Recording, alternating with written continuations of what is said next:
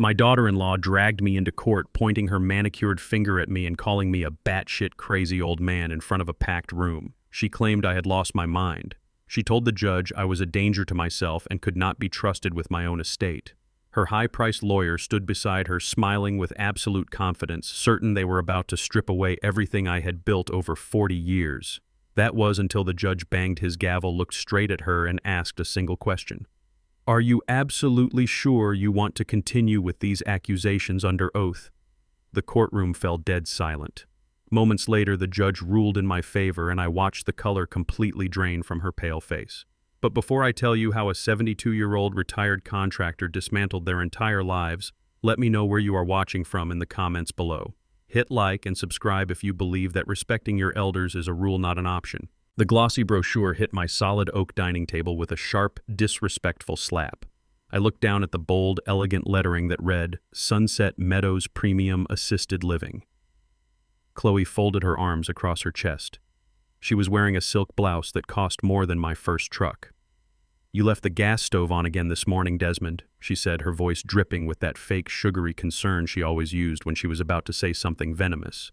"And frankly, the house is starting to get that old man smell. We cannot have that. It is simply not sanitary." I looked at her calmly. A white woman in her early 30s who had married my son 5 years ago and immediately started treating my home like her personal waiting room for an inheritance. I had not left the stove on. I have been a structural engineer and a general contractor for 40 years. I built half the commercial properties in this part of Washington, D.C. from the dirt up. I checked the valves and locks in my house out of pure ingrained habit, but I did not argue. Arguing is exactly what she wanted. I shifted my gaze to my son Terrence. He was 38 years old, an African-American man who proudly called himself a tech CEO, currently hiding behind the glowing screen of his expensive smartphone. He did not even look up to meet the eyes of the man who raised him single-handedly after his mother passed away. "She makes a valid point, Dad," Terrence mumbled relentlessly, scrolling through his emails. "You are getting up there. Your memory is slipping. You need 24-hour care. We are just trying to be responsible." Responsible. That was a rich word coming from a man whose startup was bleeding money faster than a punctured artery. "I appreciate your concern, Chloe," I said, keeping my voice low and raspy. I let my shoulders slump just a fraction of an inch to sell the act. I let my hands, thick and calloused from decades of hard labor, tremble slightly as I reached across the table for my crystal water glass. I tipped the glass just enough. It slipped from my fingers, shattering against the edge of the heavy table. Ice water splashed violently across the mahogany wood, soaking right through the glossy assisted living brochure and splashing directly onto Chloe's designer trousers. She jumped back with a dramatic shriek, swatting at her legs as if I had thrown boiling acid on her. "Look at what you did. Are you completely blind?" "I am so sorry," I stammered, putting on the performance of a lifetime. I blinked rapidly, acting deeply confused and embarrassed. My hands, they just do not grip like they used to. "Let me clean that up for you." "Do not touch it," Chloe snapped, grabbing a handful of napkins and aggressively dabbing at her pants. She glared at Terrence with pure fury. "This is exactly what I am talking about. He is a massive liability in this house. He is going to burn the place down or flood it. I cannot deal with this tonight. I am going upstairs." She stormed out of the dining room, her heels clicking aggressively against the hardwood floors I had installed with my own 2 hands 20 years ago. Terrence finally put his phone down, letting out a heavy, exaggerated sigh that told me exactly how burdensome he found my existence. "Look at the mess you made, Dad," he said, shaking his head with a look of profound disappointment. "Just leave it. The cleaning lady comes tomorrow. I am going to check on my wife." He walked away without another word. He did not ask if I had cut myself on the broken glass. He did not offer a towel or a helping hand. He just walked away. I waited in the dining room until I heard the heavy thud of their bedroom door closing on the second floor. The moment the latch clicked, the pathetic trembling in my hands vanished completely. My posture straightened up. The confused, fragile old man evaporated into the quiet evening air, leaving only Desmond Wright. I quietly crouched down to pick up the large shards of glass. As I wiped the baseboard near my custom-built television stand, my keen eyes caught something that did not belong in my living room. It was a tiny reflection of light, a faint, almost invisible blue blink pulsing in the shadows. I leaned in closer. tucked perfectly into the dark crevice beneath the lip of the bottom shelf, held in place by a small square of double-sided tape, was a micro camera. It was no bigger than a shirt button. It was positioned perfectly to record the dining room table and the hallway leading into the kitchen. My heart did not race. It turned to absolute ice. They were not just insulting me to my face at the dinner table. They were surveilling me in my own home. They were secretly recording my daily routine, desperately waiting for me to trip, to fall, to forget a pot on the stove, or to look reasonably confused. They needed video evidence to build a case against my sanity. A younger, more impulsive man would have smashed the little plastic device with a hammer. He would have marched upstairs, kicked the door open, and thrown them both out onto the street into the cold night without a second thought. But you do not survive 4 decades in the cutthroat construction business by throwing emotional tantrums. You survive by gathering leverage and striking only when your opponent is completely exposed. I carefully popped the device loose from the wood. I examined the side and found exactly what I expected to see: a microscopic memory card slot. I used the tip of my pocket knife to gently eject the tiny card. I walked quietly into my home office, unlocked my bottom desk drawer, and pulled out an identical blank memory card I kept as a spare for my dashboard camera. I slipped the blank card into their hidden spy camera and placed the device back under the television stand exactly how I had found it. Then I sat down at my heavy desk, booted up my laptop, and inserted their memory card into my reader. They must have assumed that because I was 72, I was technologically illiterate, but I oversaw the installation of complex smart home security networks for millionaires before I retired. I know my way around digital files. I opened the storage drive. There were dozens of audio and video clips dating back 3 entire weeks. 3 weeks of my own son and his wife recording me like a lab rat in a maze. I clicked on a video file time-stamped from the previous night at 11 o'clock. The screen showed the dark, empty living room, but the audio was crystal clear. It was Chloe and Terrence sitting on the sofa just out of the camera frame pouring wine. What I heard next made the blood roar in my ears. "The stupid old fool is too healthy," Chloe was saying, her voice slightly slurred with expensive alcohol. "He exercises every morning. He reads complex books. We cannot just tell people he is getting old. We need medical proof that he has advanced dementia. We need a doctor to sign off on a conservatorship right now, Terrence." I know, Terrence replied, sounding stressed. "But he is incredibly stubborn. He will never go to a neurologist voluntarily. He thinks he is invincible." "Then we create the symptoms ourselves," Chloe hissed coldly. "We start moving his things around the house. We hide his car keys. We gaslight him every single day until he actually thinks he is losing his mind. And if that does not work, I already have a doctor in my pocket who will write whatever medical report we need for the right price. We need to seize control and sell this historic property before your startup investors realize you are completely bankrupt." I sat in the dark of my office, staring blankly at the glowing screen of my laptop. The son I had fed, clothed, and educated with my own sweat and blood was actively plotting to legally erase my existence, just to cover his own massive financial failures. They wanted to play a dangerous game of deception in my house. They wanted to see who could be the most ruthless. But they had made one fatal miscalculation. They had severely underestimated the quiet, patient wrath of a man who built towering skyscrapers from the ground up and knew exactly where to strike to make a foundation crumble to dust. I sat back in my heavy leather desk chair and let the cold glow of the laptop screen wash over my face. The silence of my home felt completely different now. Just an hour ago, this was my sanctuary. Now it felt like a crime scene. I closed the first video file, my calloused fingers resting heavily on the trackpad. I took a deep, steadying breath. I needed to understand exactly what I was up against. This was not just a house they were plotting to steal. This was a 4,000 square foot historic brownstone in the heart of Washington, D.C. When I bought this property back in the 1980s, it was a crumbling, abandoned shell in a red-lined neighborhood. The bank loan officers laughed in my face. The white construction foreman I worked for told me I was throwing my hard-earned money into a grave. But I am a black man who built his life from nothing. I spent 40 years laying every brick, running every copper wire, and reinforcing every wooden joist with my own hands. I bled for this house. Now the neighborhood is a heavily gentrified gold mine. Real estate developers constantly knock on my solid oak front door, offering millions of dollars in cash. And my own flesh and blood, the boy I fed and clothed, wanted to snatch it right out from under me to save his own pathetic skin. I clicked on the next audio file on the memory card. It was time-stamped 2 days ago, right around midnight. The audio began with the sharp sound of a glass shattering against the wall, followed by heavy, panicked breathing. It was Terrence. His voice was not the smooth, arrogant tone of a wealthy tech CEO. It was high-pitched and frantic, the sound of a drowning man desperately gasping for air. He was hyperventilating, pacing back and forth across the hardwood floor. I lied to them. Chloe. Terrence was sobbing, his voice cracking under the weight of his own failure. I falsified the user metrics. The investors found out. They are pulling out completely. The startup is a massive failure. They are calling in the loans by the end of the month. $1.5 million. That number echoed through my laptop speakers and settled into the dark corners of my office. $1.5 million in debt. Terrence was weeping like a child, terrified that he was going to face federal wire fraud charges and go to prison if he could not produce the capital. He begged his wife for comfort. He asked her what they were going to do. But Chloe did not offer comfort.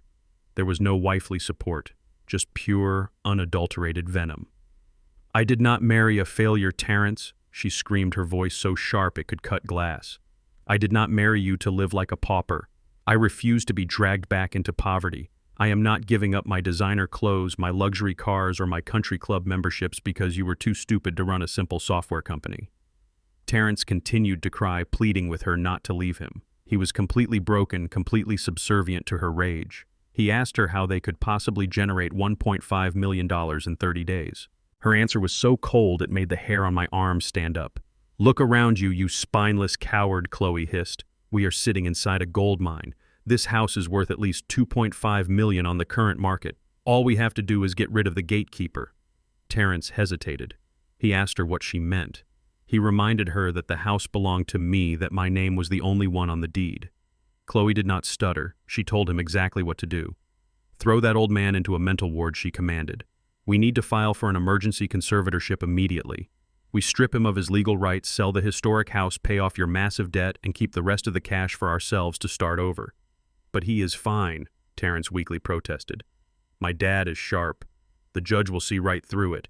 "He is a batshit crazy old man," Chloe fired back ruthlessly. "He is 72 years old.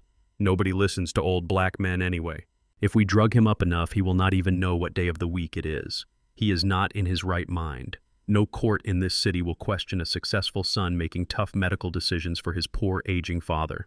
We tell the judge he is a danger to himself. We tell them he leaves the stove on. We say he gets violent. Do you want to go to federal prison, Terrence, or do you want to be a man and take what is rightfully ours?"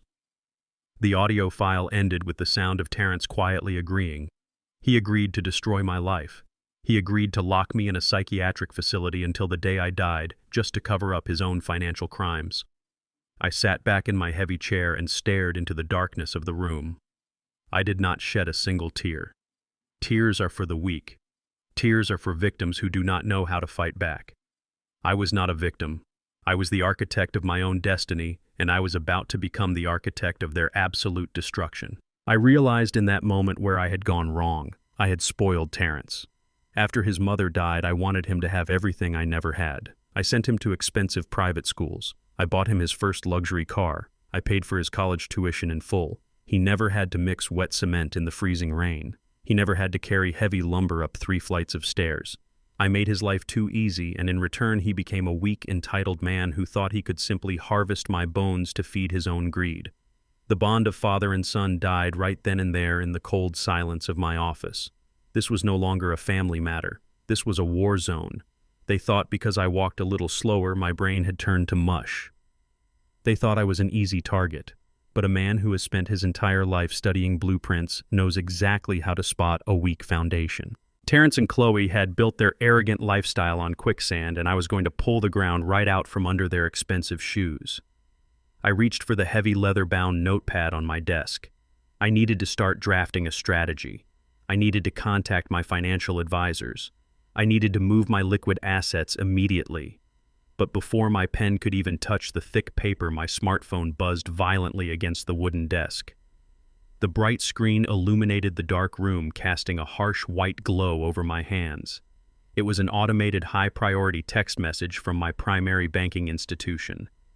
I picked up the phone and read the notification.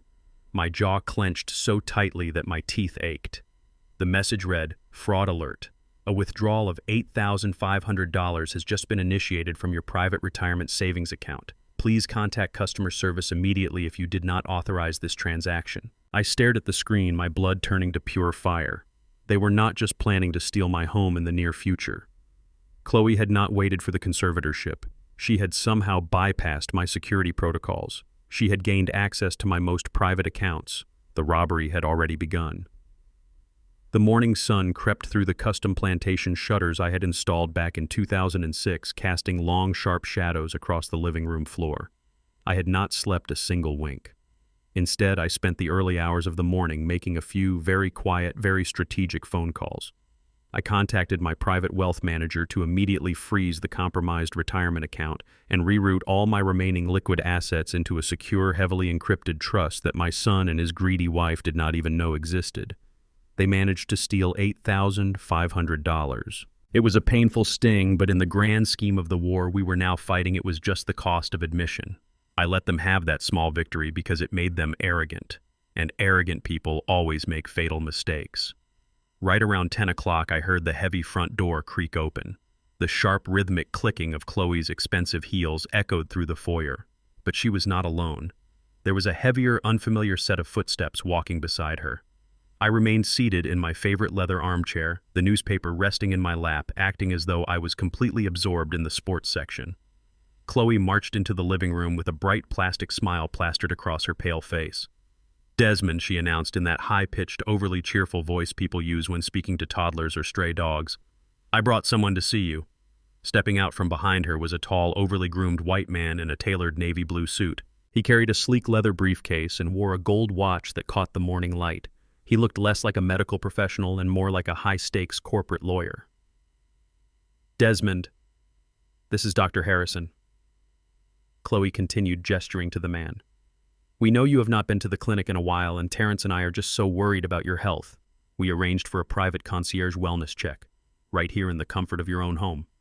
Is not that wonderful?" I looked at the man. Dr. Harrison offered a tight, patronizing smile that did not quite reach his cold, calculating eyes. "It is a pleasure to meet you, Desmond," he said, stepping forward and extending a manicured hand. He spoke slowly, over-enunciating every single syllable as if he assumed my brain was too slow to process normal human speech. "Chloe tells me you have been having some forgetful days recently. We are just here to have a little chat. Nothing to worry about." My blood boiled beneath the surface, but my face remained an absolute blank slate. A master builder knows that you never show the inspector the cracks in your foundation until you are ready to demolish the whole house. I knew exactly what this was. This was not a wellness check. This was an interrogation. This was the first brick in the wall they were building to lock me away in a psychiatric ward. I let my hand tremble just a fraction as I reached out to shake his. "Oh, a doctor," I mumbled, letting my voice sound weak and gravelly. I did not know I had an appointment. Terrence did not tell me. Dr. Harrison chuckled softly, glancing at Chloe with a knowing look. "Well, at our age, things tend to slip the mind, do they not? Mind if I sit down?" Without waiting for my permission, he made himself comfortable on my vintage velvet sofa, pulling a thick notepad from his briefcase. Chloe stood nervously by the fireplace, her eyes darting back and forth between us. Now Desmond, Dr. Harrison began clicking his expensive silver pen. "I am going to ask you a few very simple questions, just a routine cognitive assessment. Can you tell me what the current year is?" I stared at him blankly. I let my jaw go slightly slack. I looked around the room as if searching for the answer hidden in the wallpaper. 1998, I whispered hesitantly. Chloe let out a heavy, exaggerated sigh. She crossed her arms, looking at the doctor with an expression that screamed, "I told you so." "I see," Dr. Harrison said, scribbling a note on his pad. "And can you tell me who the current president of the United States is?" I blinked rapidly, rubbing my temples with shaking hands. "That fellow from Arkansas," I mumbled. Bill Clinton. Good man, plays the saxophone." Dr. Harrison scribbled furiously. "Fascinating. Desmond, I want you to count backwards from 100 by sevens." I furrowed my brow, acting deeply frustrated. I started stammering out random numbers, mixing up 50s and 30s, intentionally sounding completely lost and overwhelmed. I played the part of the broken, senile old black man flawlessly. I gave them exactly the pathetic stereotype they were banking on. I even made sure to look up at the doctor and ask, What did you say your name was again? Dr. Henderson. It is Harrison Desmond, he corrected, his voice dripping with condescension. Dr. Harrison. Right, Dr. Harris, I replied, nodding vacantly. But while my face played the part of a confused elder, my hands were quietly doing the work of a seasoned tactician. I purposefully fumbled with my reading glasses, letting them drop to the floor. Oh, my clumsy hands, I muttered. As I leaned forward to pick them up from the rug, I reached beneath the heavy wooden lip of my coffee table. Just 20 minutes before they arrived, I had firmly taped my smartphone under that exact spot with the high-definition voice recording application already running.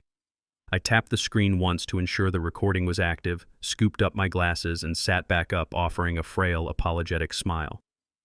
Well, doctor, I said slowly, rising from my armchair, my knees popping loudly for dramatic effect. All these numbers have given me quite a headache, and my bladder is not what it used to be. If you will excuse me, I need to use the restroom. Take your time, Dr. Harris. Take all the time you need, Desmond. Dr. Harrison replied, not even bothering to look up from his notepad. I turned and shuffled slowly down the hallway, dragging my left foot, slightly leaning heavily against the wall as if I could barely support my own weight. I opened the bathroom door, stepped inside, and closed it with a loud click, but I did not lock it. I did not turn on the sink. I stood perfectly still in the dark, my back pressed flat against the cool plaster of the wall. Through the thin crack in the door, the acoustics of my long hallway carried their voices straight to my ears.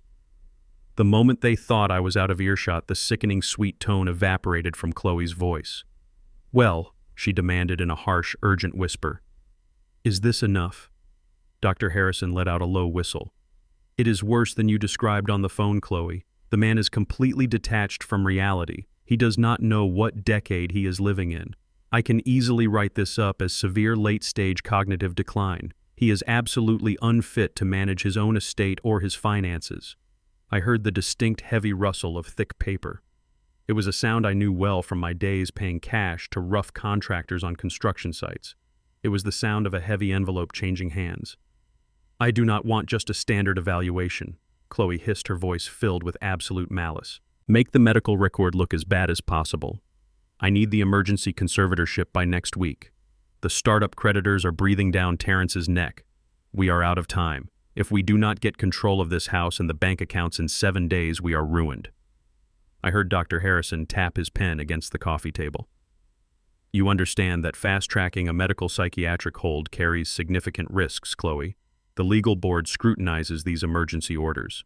That is why I am paying you double your usual under-the-table fee, she fired back aggressively. Just sign the damn papers, Harrison. Declare him a danger to himself. Say he tried to attack you if you have to. Just get it done. I will have the certified documents filed with the court clerk by Monday morning. Dr. Harrison replied smoothly, the sound of the thick envelope slipping into his leather briefcase sealing the deal. You and your husband will have full legal custody over his life and his assets before the month is over. Standing in the darkness of the bathroom, I closed my eyes. The sheer audacity of it was staggering. My daughter-in-law was not just stealing my money. She was actively bribing a corrupt medical professional to legally kidnap me. She was committing severe federal crimes, wire fraud, bribery, and elder abuse, all in the center of my own living room. They thought they had me cornered. They thought they had successfully laid the bricks for my prison.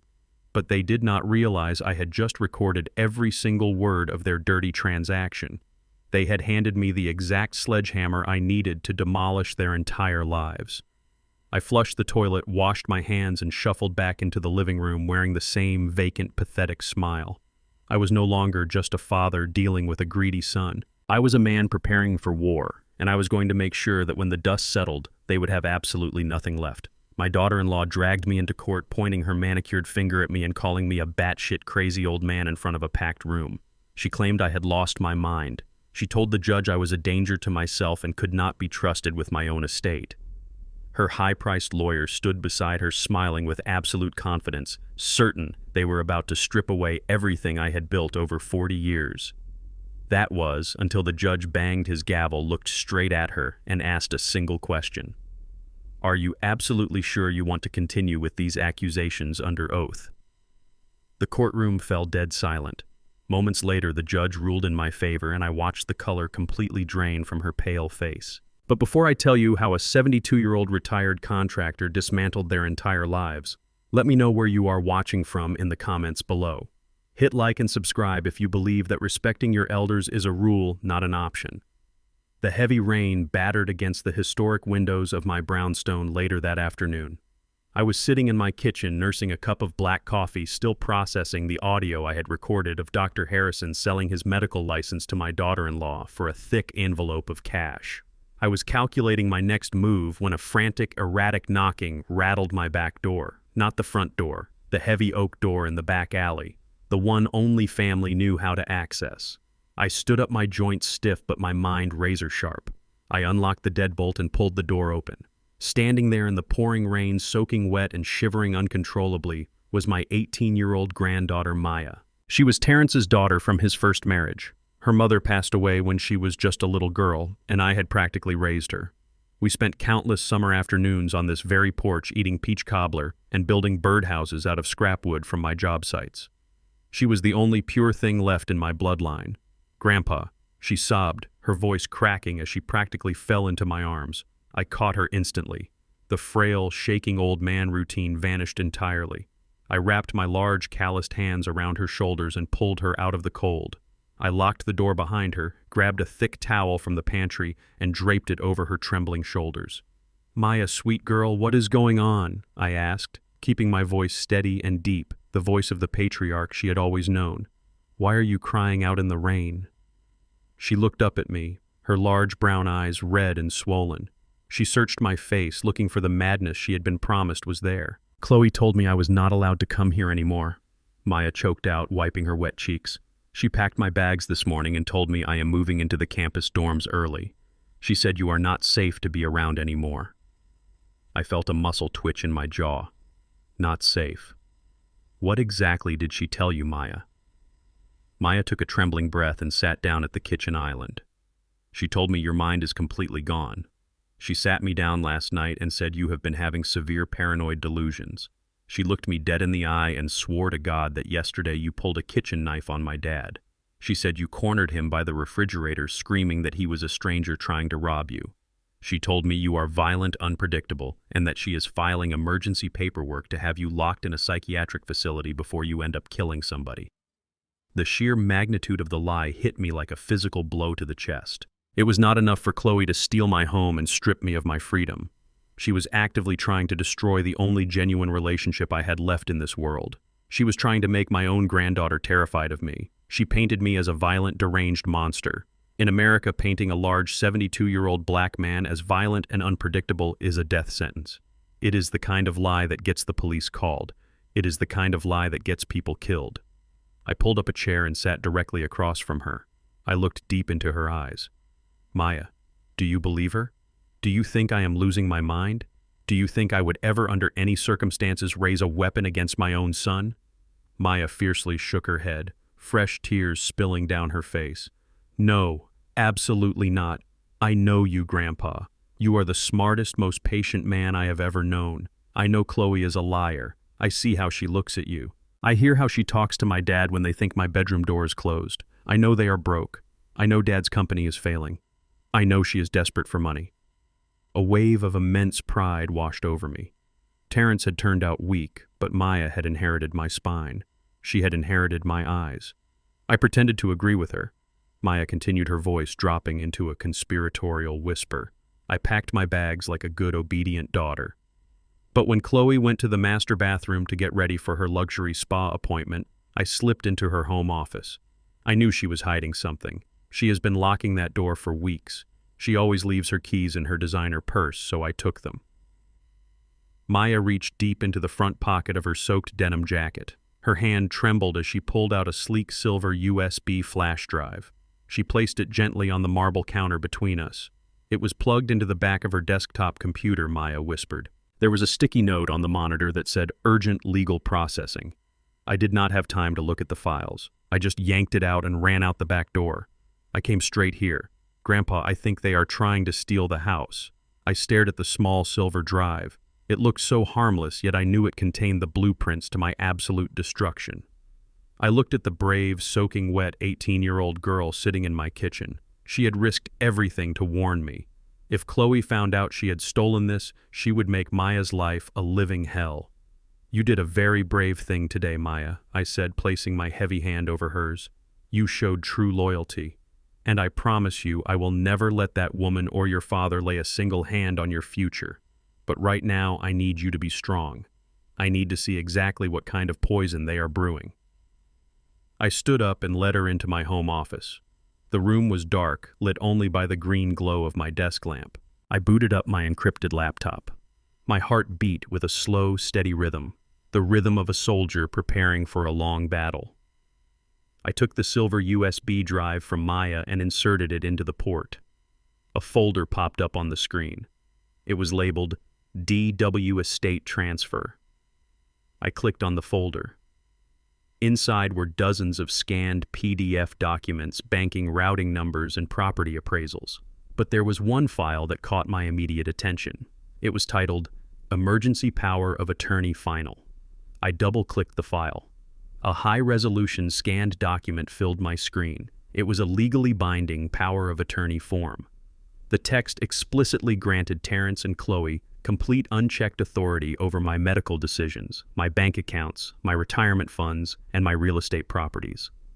It stated that due to my severe, irreversible cognitive decline, I was surrendering all my earthly rights to my son. I scrolled down to the bottom of the page. There, sitting on the signature line, was my name, Desmond Wright. Maya gasped softly behind me. "Grandpa," she whispered, "did you sign that?" I stared at the ink on the screen. It was a very good forgery. The loops were tight. The slant was remarkably accurate. To a tired bank teller or an overworked county clerk, it would look perfectly legitimate. But I spent 40 years drafting architectural blueprints. I spent 4 decades signing off on million-dollar construction permits. I know the weight of my own pen. I know the microscopic hesitations in my own signature. This was not my signature. But what truly broke my heart, what completely shattered the last remaining fragment of love I held for the boy I raised, was recognizing exactly whose hand had written it. Chloe was too arrogant and impatient to practice my handwriting. The pressure applied to the letters, the sharp angle of the capital letter D, the slight drag at the end of the letter T. I had seen that exact handwriting on countless failing report cards, on rushed birthday cards, on loan applications I had co-signed. It was Terrence, my own flesh and blood, the son I had carried on my shoulders, the boy I had protected from the harshness of the world. He did not just stand by while his vicious wife plotted against me. He was not just a weak, passive participant. He had picked up the pen. He had actively committed federal wire fraud. He had forged my signature to legally execute me while I was still breathing. I sat back in my chair. The silence in the room was absolute. Maya was weeping softly, realizing exactly what her father had done. "Grandpa, what are we going to do?" she asked, her voice filled with terror. I reached over and safely ejected the USB drive. I slipped it securely into my shirt pocket. I looked at the dark window, watching the rain wash over the city I had helped build. "We are going to let them think they are winning," I said, my voice turning to cold, hard steel. "We are going to let them walk into a courtroom with these forged papers. We are going to let them lie to a judge under oath, because a poorly built house will always collapse under its own weight, Maya. And I am about to knock out their only supporting pillar." I made sure Maya was safely out of the house. I gave her some cash, told her to stay with her best friend across town, and ordered her to keep her phone turned off. I could not risk Chloe or Terrence getting suspicious and trying to manipulate the girl anymore. Once the heavy oak door closed behind her, the house fell into a thick, suffocating silence. I walked back to my study and sat in the dark. I did not call the police. Calling the police right now would be a massive mistake. If squad cars rolled up to my house, Terrence and Chloe would just play the victims. They would cry, they would lie, and they would claim that their poor, confused father was having a paranoid episode. They would use the police visit as further proof that I was losing my mind. No, I did not need the police. I needed a predator. I needed someone who specialized in absolute, undeniable destruction. I picked up my phone and dialed a number I had memorized over 30 years ago. Evelyn Vance is a 68-year-old African-American powerhouse. She is a senior partner at one of the most ruthless corporate litigation firms in Atlanta.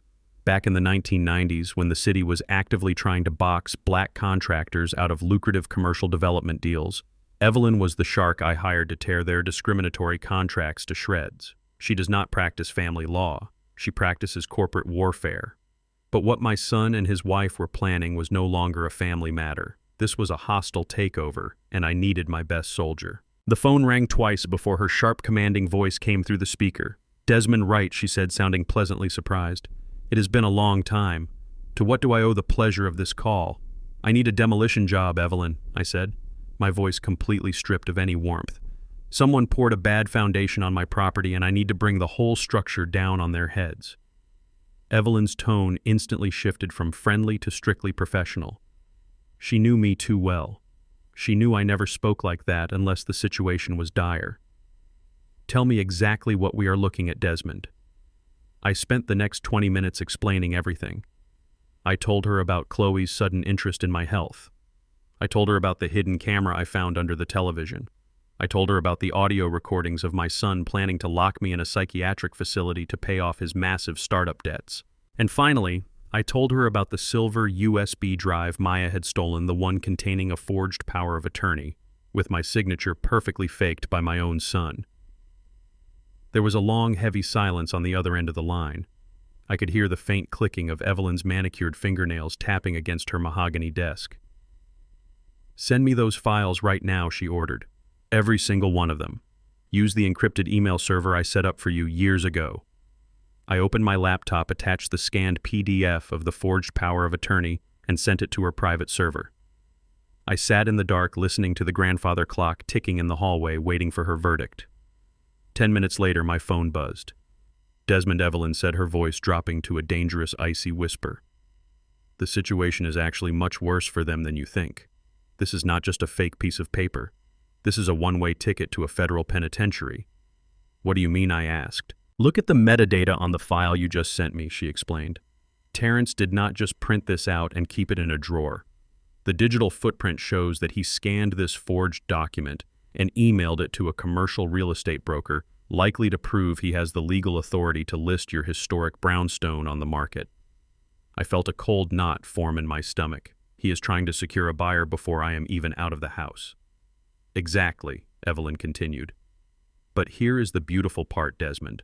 By transmitting a forged legal document bearing a fake signature across a digital network to secure a financial transaction, your son just committed federal wire fraud.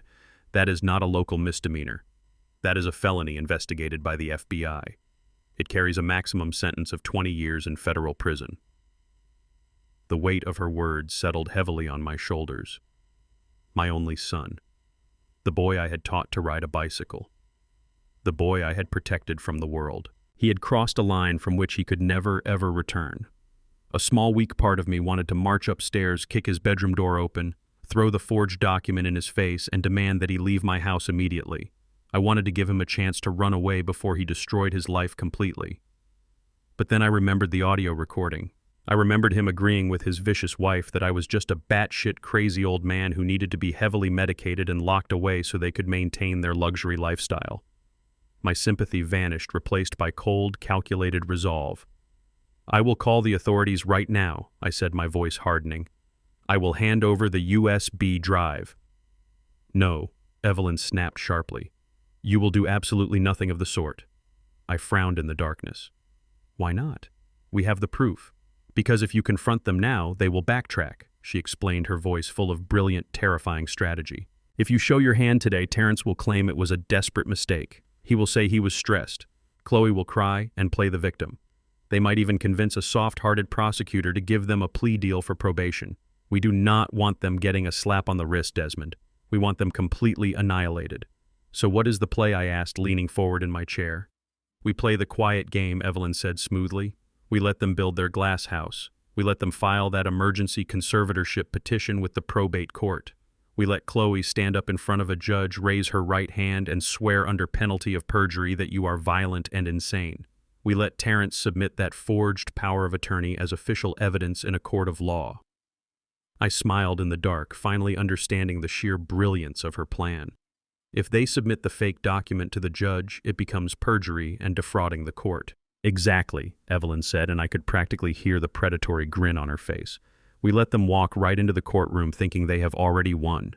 We let them dig their own grave so deep that no lawyer in the country will be able to pull them out. But Desmond, you have to be patient. You have to endure whatever psychological torture they put you through for the next few days. You have to play the part of the confused, fragile old man flawlessly." Can you do that?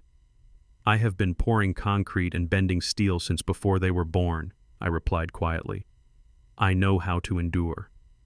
The next 5 days were an agonizing exercise in supreme self-control. I moved through my own house like a ghost. I allowed Chloe to speak to me as if I were a slow-witted child. I watched Terrence pace the hallways aggressively, whispering into his phone, promising his furious startup investors that a massive influx of capital was coming by the end of the month. He was so arrogant, so blindly confident in his plan to harvest my life savings that he did not even bother to hide his conversations anymore. He looked at me not as a father, but as a walking ATM machine that was about to be forcibly cracked open. I swallowed my pride. I kept my head down. I drank my coffee and watched them celebrate their impending victory, knowing that every single lie they told was another nail I would personally hammer into their coffin.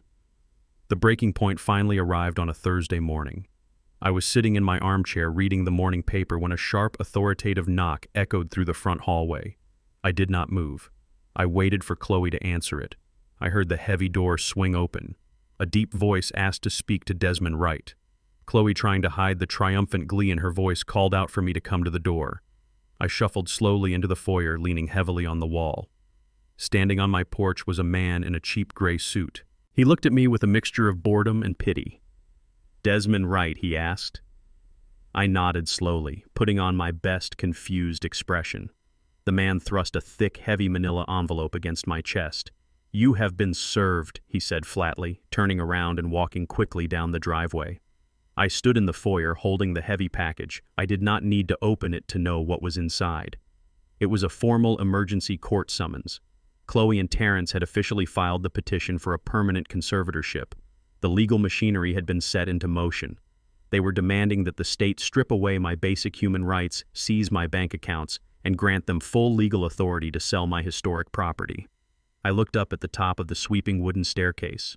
Chloe was standing there, wrapped in an expensive silk robe, sipping a green detox smoothie. She was looking down at me, and she did not even bother to hide the vicious, victorious smile spreading across her pale face.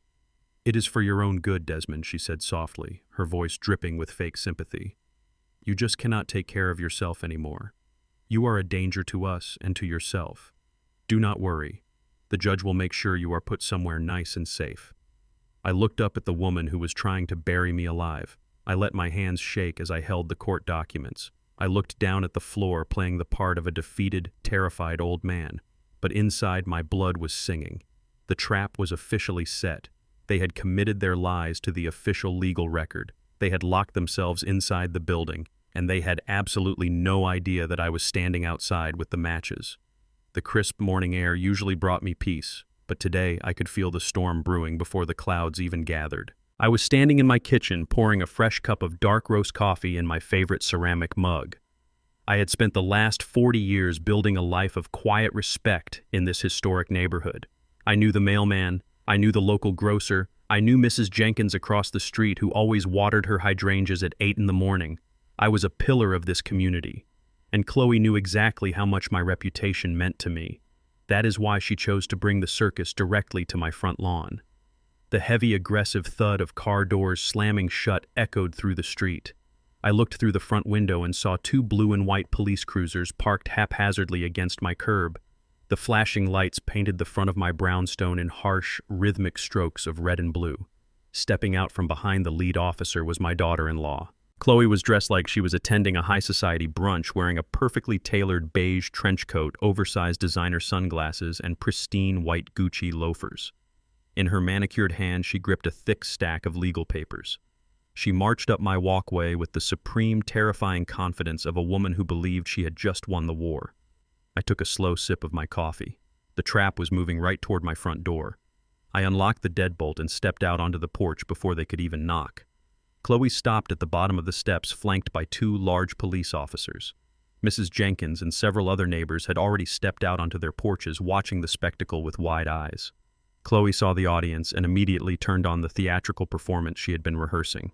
"Officers, please be careful," Chloe announced, pitching her voice loud enough so it would carry across the entire street.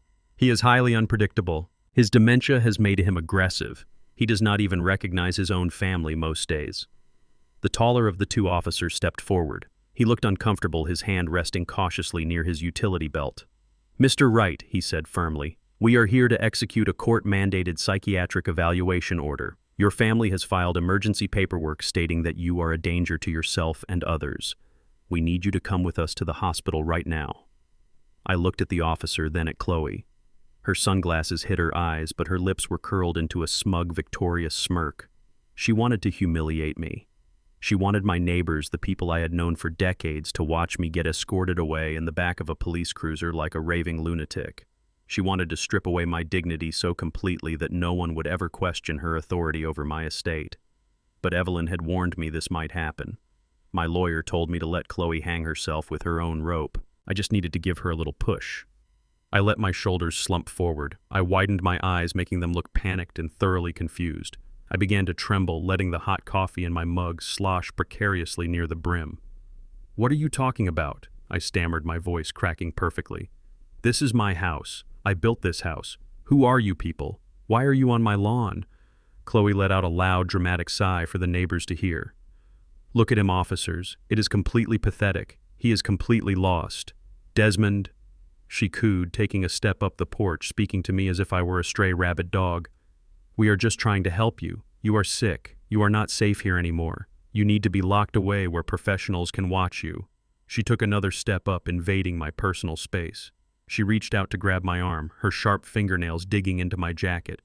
"Do not touch me," I cried out, stepping backward clumsily. I let my hands shake violently. I pitched my weight forward just an inch, pretending to lose my balance in a moment of senile panic. As I stumbled, I deliberately tilted my ceramic mug. A wave of scalding hot dark roast coffee splashed out of the cup and poured directly over Chloe's pristine white Gucci loafers and the bottom of her expensive designer trench coat. The reaction was instantaneous and explosive. The fake, caring daughter-in-law vanished in a millisecond. Chloe shrieked a high-pitched guttural sound of pure, unadulterated fury. She jumped back, looking down at her ruined luxury shoes, her face turning crimson with rage. "My shoes! Look at what you did to my shoes, you stupid old fool!" She lunged forward. She did not care about the police officers standing right behind her. She did not care about the neighbors watching from the sidewalk. The mask had completely shattered. Chloe reared her hand back and slapped me across the face with everything she had. The smack was deafening. It echoed off the brick walls of my home. My head snapped to the side. The sting radiated across my cheek, hot and sharp. The entire street gasped. The two police officers froze in absolute shock. "You batshit crazy old man!" Chloe screamed. Her face contorted into a mask of pure ugliness. "I will lock you away in an asylum. I am going to sell this rotting house and leave you to rot in a cheap diaper. You are nothing. You hear me? You are nothing." One of the officers finally snapped out of his shock and lunged forward, grabbing Chloe by the arm and pulling her aggressively away from me. "Ma'am, step back right now." The second officer stepped toward me, pulling out his handcuffs. He looked panicked, assessing the situation as a volatile domestic dispute. "Sir, put the mug down and put your hands behind your back for your own safety." I did not put my hands behind my back. I did not tremble. The frail, confused old man posture disappeared instantly. I stood up perfectly straight. I set my coffee mug down on the porch railing with a calm, deliberate click. I looked the officer dead in the eye, my voice dropping back to its natural, commanding baritone. "Put the handcuffs away, officer. I am not the one you need to restrain." The officer hesitated completely, thrown off by my sudden lucid shift in demeanor. "But the paperwork says you are erratic." I pointed a steady, unwavering finger up toward the ceiling of my porch. Nestled perfectly in the corner of the brickwork directly above the front door was a high-definition 4K security camera with a glowing red recording light. "I am not erratic," I said loudly, my voice booming across the lawn so every single neighbor could hear. "I am a retired structural engineer who knows how to wire a full surveillance system. My mind is sharper than it has ever been. And that camera just recorded this woman trespassing on my porch, verbally harassing me, and committing felony battery against a senior citizen." Chloe stopped struggling against the other officer. The blood completely drained from her face as her eyes followed my finger up to the camera. Her mouth opened, but no words came out. I looked back at the officer holding the handcuffs. "If you want to check the footage to see who is actually assaulting an elderly person, I would be more than happy to invite you inside to review the server.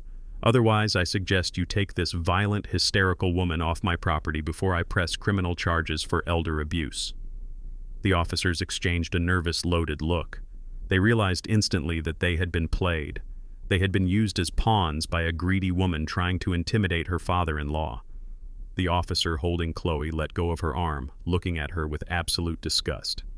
"Ma'am," he said coldly, "the psychiatric hold requires the subject to be a clear, unprovoked danger to themselves or others. This man is completely lucid and you just assaulted him in front of law enforcement." "We cannot execute this order. You have to take him," Chloe shrieked, her voice cracking with desperation. "He is faking it. He is a master manipulator. My husband has the paperwork. Get off his property," the officer commanded, his hand resting on his radio. "Right now, or I will arrest you for battery." Chloe stood on my lawn, trembling with a mixture of humiliation and blinding rage. She looked around and saw Mrs. Jenkins and the other neighbors glaring at her with absolute contempt. She had come here to strip me of my dignity, but she was the one standing in ruined shoes, completely exposed as a monster. She pointed a shaking finger at me, her eyes filled with venom.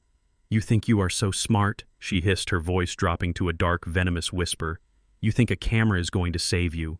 We are taking you to court, Desmond. We are going to stand in front of a judge, and I swear to God I will destroy you. I will strip you of everything you own." I looked down at her from the top of my porch stairs, feeling nothing but cold pity. "I will see you in court, Chloe," I replied calmly. "Make sure you wear different shoes." The police officers escorted her back to her vehicle. I watched her drive away, leaving wet tire tracks on the asphalt. I touched my stinging cheek. It hurt, but the pain was a brilliant reminder that I had successfully drawn the enemy out into the open. The battle lines were officially drawn, and next week, in the cold, unforgiving light of a federal courtroom, I was going to bury her. The phantom sting of Chloe slapping my face was still fresh on my skin as I sat across the polished mahogany desk in Evelyn Vance's downtown law office. We had exactly 3 days until the emergency conservatorship hearing. 3 days until my own son and his vicious wife stood before a federal judge and tried to legally strip away my humanity. But I was not spending those 72 hours trembling in fear. I was not sitting at home weeping over a broken family. I was spending every waking minute moving my financial chess pieces across a board they did not even know existed. People often mistake silence for a lack of accomplishment. Because I drove a 12-year-old pickup truck, wore steel-toed boots, and shopped at local hardware stores, Terrence and Chloe naturally assumed my net worth was tied entirely to my historic brownstone and a standard accessible retirement account. They thought I was just a blue-collar worker who got lucky with gentrified real estate. What they did not know was that 10 years ago, I sat in this exact same office with Evelyn and made the smartest financial decision of my entire life. I had seen too many hardworking black men build incredible legacies from the dirt, up only to have them picked apart by greedy relatives, corrupt lawyers, or predatory medical facilities the moment their hair turned gray. I refused to let my blood, sweat, and tears be auctioned off to the highest bidder while I was trapped in a hospital bed. So a decade ago, I established an airtight, bulletproof, irrevocable trust. Evelyn poured 2 cups of black coffee, handing one to me as she opened her laptop. Once an asset goes into an irrevocable trust, it effectively no longer belongs to the individual. It belongs to the trust itself, managed by a designated trustee, and it is shielded entirely from creditors' lawsuits and, most importantly, greedy children waving forged power of attorney documents. I had intentionally left a few decoy accounts open with modest balances over the years to avoid raising any suspicion. That was the account where Chloe had managed to steal the $8,500. I let her have that appetizer. I let her feel like a master thief. But the main course was strictly off limits. Over the next 48 hours, Evelyn and I worked relentlessly. With a few secure digital signatures and authorized wire transfers, we drained every single remaining liquid asset I possessed outside of the trust. Savings accounts, mutual funds, emergency cash reserves. We liquidated it all and funneled the cash directly into a specialized educational and living trust established solely for my granddaughter Maya. Maya had risked everything to bring me that stolen flash drive. She had proven her loyalty, and I was going to ensure her future was entirely protected from the financial ruin her father was about to endure. By the time Friday afternoon rolled around, my personal bank accounts showed balances of practically zero. If Terrence and Chloe somehow managed to bribe the judge, if they somehow won their fraudulent conservatorship with their fake medical documents, they would inherit absolute dust. They would win control over a financial ghost. But simply hiding my money was not enough. Evelyn and I were not playing defense anymore. We were loading the heavy artillery. I reached into my leather jacket and handed Evelyn a thick, sealed manila envelope I had retrieved from my private safe deposit box that morning. She opened it, carefully scanning the documents inside. A predatory, deeply satisfied smile slowly spread across her face. "Let us talk about the $1 million mansion in Buckhead," I said smoothly, leaning back in my chair. The one Terrence and Chloe love to brag about at their high society dinner parties. The one they use to pretend they are part of the city's elite class. 8 years ago, when Terrence wanted to buy that sprawling estate to impress his tech friends and his new demanding wife, his credit score was absolute garbage. No traditional bank would touch him. His debt-to-income ratio was a massive red flag. He was desperate. He came to me begging for a massive loan. I wanted to teach him responsibility, so I did not just hand him cash. I set up a private anonymous limited liability company to act as his official mortgage lender. Terrence and Chloe have been paying their monthly mortgage directly to my company for 8 years, completely unaware that their quiet, supposedly naive father is the sole owner of the holding company. And according to my financial records, because Terrence's startup has been failing so miserably, they have missed their last 6 mortgage payments. They have been funneling their mortgage money into buying designer clothes, luxury vacations, and bribing corrupt doctors to lock me away. Evelyn looked up from the paperwork, her eyes gleaming with ruthless legal anticipation. "You hold the deed in default," she said, her voice dropping to a low, thrilled whisper. "You want to trigger the default clause right now." I nodded slowly, letting the cold reality of the situation settle into the room. "I want you to draft the foreclosure and emergency eviction notices, Evelyn. I want the paperwork ironclad. I want them filed with the county clerk and ready to be served the exact second we are standing inside that courtroom. They want to throw me out of my home to pay their debts. I am going to show them what it actually feels like to be thrown out onto the street." We spent the rest of the weekend finalizing the legal trap. Everything was locked, loaded, and completely invisible to the enemy. On Sunday night, less than 12 hours before we were scheduled to appear in federal court, I was sitting alone in my dark living room. My phone buzzed aggressively on the kitchen counter. I looked at the glowing caller identification screen. It was Terrence. I let it ring 3 times before I finally picked it up, pressing the phone to my ear without saying a single word. I wanted him to speak first.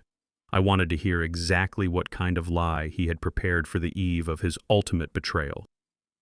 Dad Terrence's voice came through the speaker, thick and wet. He was crying, or at least he was putting on a phenomenal performance of a man crying. "Dad, please talk to me. This whole situation has gotten so completely out of hand. I just want you to know how much it breaks my heart to have to do this tomorrow." I listened to the wet sniffles on the other end of the line, feeling absolutely nothing. The father who loved him had died the moment I saw my forged signature on that power of attorney document. "Chloe and I are just terrified for your safety," Terrence whimpered, layering the emotional manipulation thick and heavy. "You are not yourself anymore. You are getting aggressive with people. You are forgetting things. You assaulted Chloe on the porch. We are doing this because we love you, Dad. We are doing this to protect you from hurting yourself. Please, I am begging you, just cooperate tomorrow. Do not make the judge force you into a lockdown facility. Just let me take over your affairs gracefully. It is for your own good." He waited for a response. He waited for the confused, terrified old man to break down, apologize, and surrender his entire life to his loving, benevolent son. He wanted me to give up without a fight so he would not have to look me in the eye while he destroyed me. I took a slow, deep breath. My voice was as cold and unforgiving as a winter storm carrying 40 years of hard truths and shattered illusions.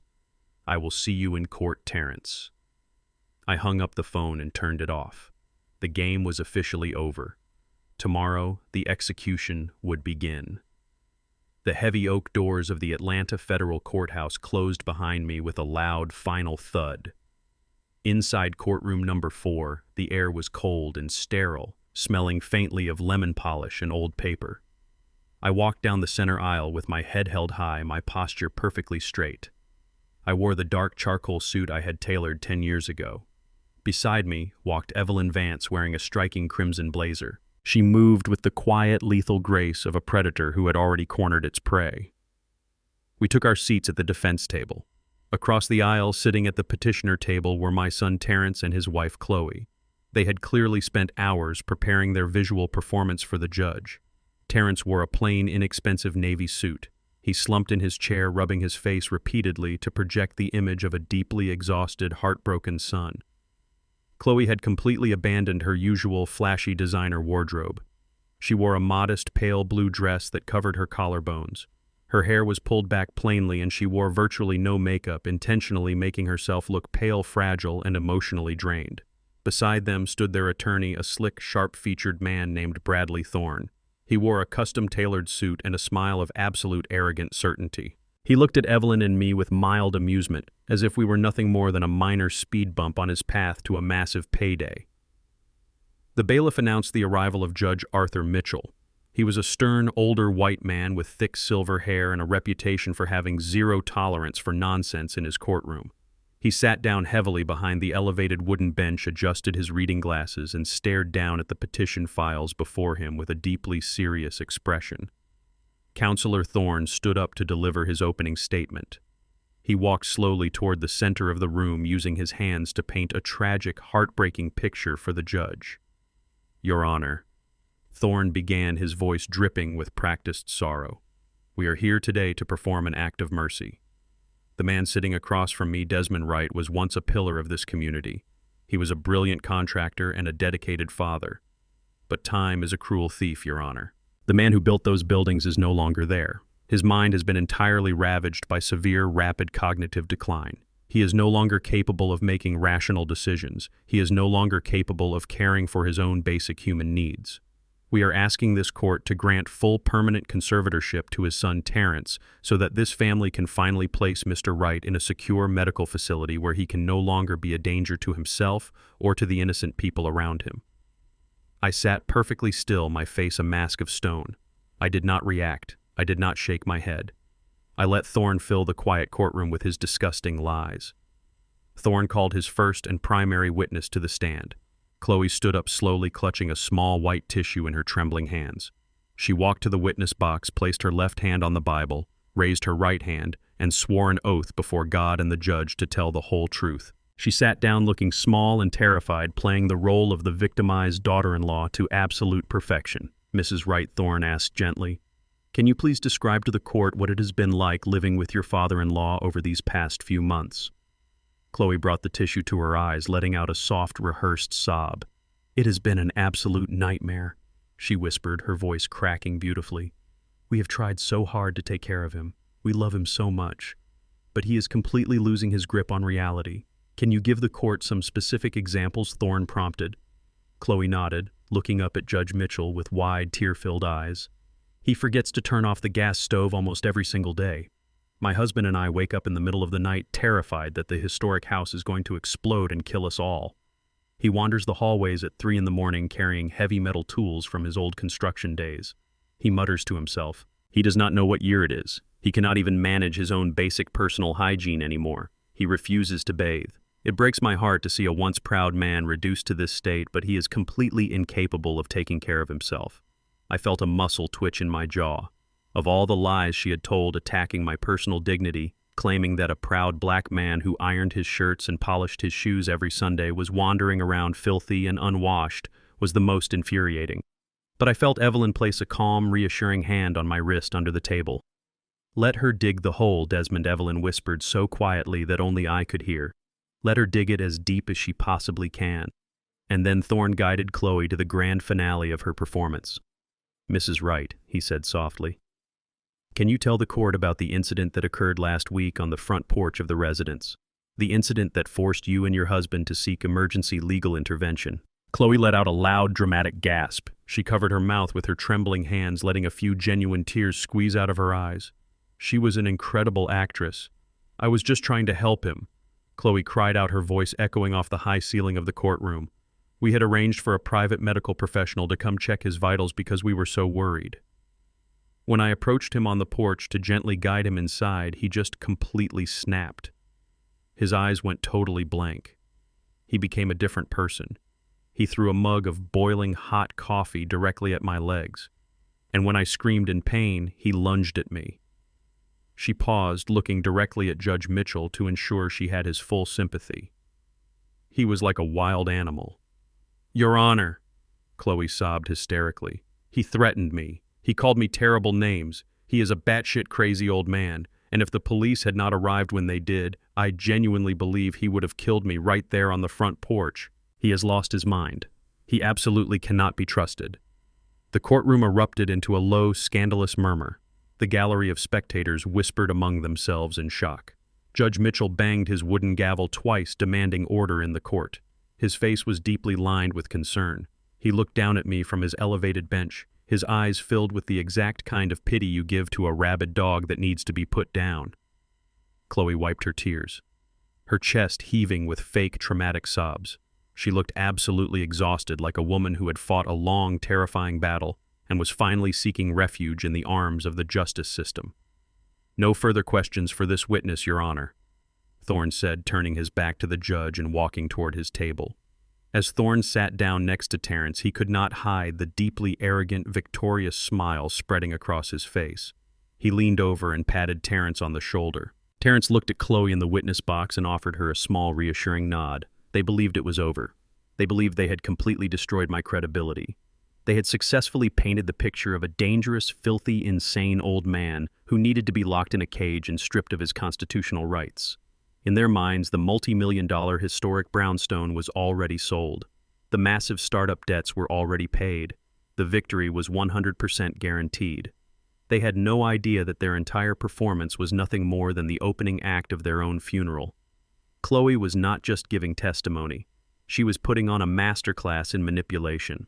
I sat perfectly still in my charcoal suit beside Evelyn, listening as my daughter-in-law painted a horrifying, entirely fictional portrait of my supposed descent into madness. She told the court about nights I supposedly wandered the dark hallways of my historic brownstone, screaming at ghosts and talking to walls. She described finding the gas stove left on, claiming she woke up coughing from the fumes and had to drag my confused, rambling body out of the kitchen to save our lives. Her lawyer, Bradley Thorne, guided her through the fabricated stories with the smooth, oily precision of an orchestra conductor. Every question he asked was carefully designed to make her look like an exhausted, terrified saint, and to make me look like a ticking time bomb waiting to destroy my own family. The gallery behind us was completely captivated. I could hear the faint gasps from the spectators and the uneasy shifting of wooden benches. They were buying every single word she said. Terrence sat at the petitioner table with his head bowed, occasionally wiping a dry eye. He looked exactly like a heartbroken son forced into an impossible corner. But I knew the absolute truth. I knew my son was just praying the judge would hurry up and sign the conservatorship order so he could sell my home and pay off his massive startup debts before the federal investigators knocked on his door. Thorne finished his direct examination with a solemn, dramatic nod to the judge and took his seat. The courtroom was silent, heavy with the manufactured tragedy of my existence. Judge Mitchell looked over his reading glasses at our table, his face a mask of judicial neutrality. He asked if the defense wished to cross-examine the witness.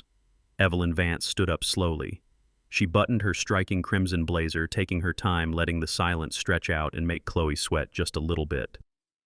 Evelyn walked to the center of the room with the lethal grace of a predator. She did not raise her voice. She did not look angry. She looked mildly curious, which I knew from experience was when she was at her most dangerous. "Mrs. Wright," Evelyn began, her voice smooth as glass but carrying perfectly across the large room.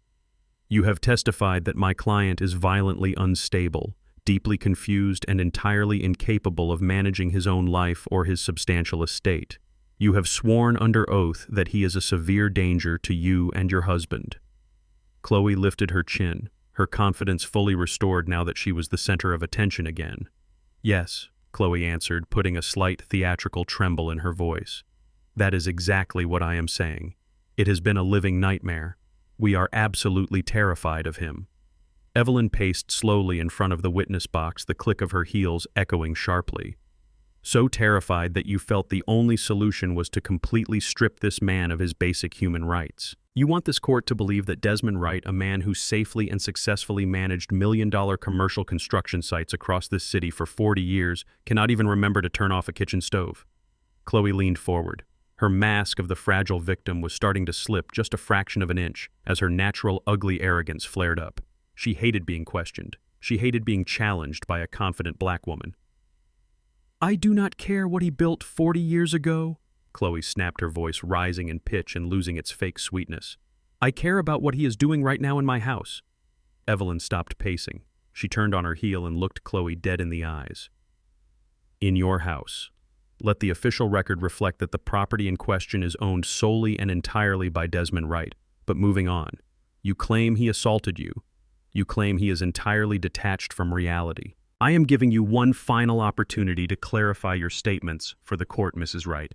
Is it your sworn testimony today that Desmond Wright is medically and legally insane?" Chloe gripped the wooden edges of the witness stand so hard her knuckles turned white. Her face flushed a deep, angry red. She lost her temper completely, forgetting the fragile act, forgetting the stern judge sitting right next to her, forgetting everything except her blinding hatred for me and her desperate greed. "He is a batshit crazy old man," Chloe screamed, her voice tearing through the quiet courtroom like a jagged blade. "He has lost his mind. He cannot be trusted with a single dime of his own money or a single decision in his life. He needs to be locked away." The crude, hateful words echoed off the high, vaulted ceilings. The gallery gasped in collective shock. At the petitioner table, Thorne buried his face in his hands, realizing his client had just completely shattered the sympathetic victim illusion he had worked so hard to build. But Chloe did not care. She glared at me from the witness stand, breathing heavily, her chest heaving with triumphant rage. She thought she had won.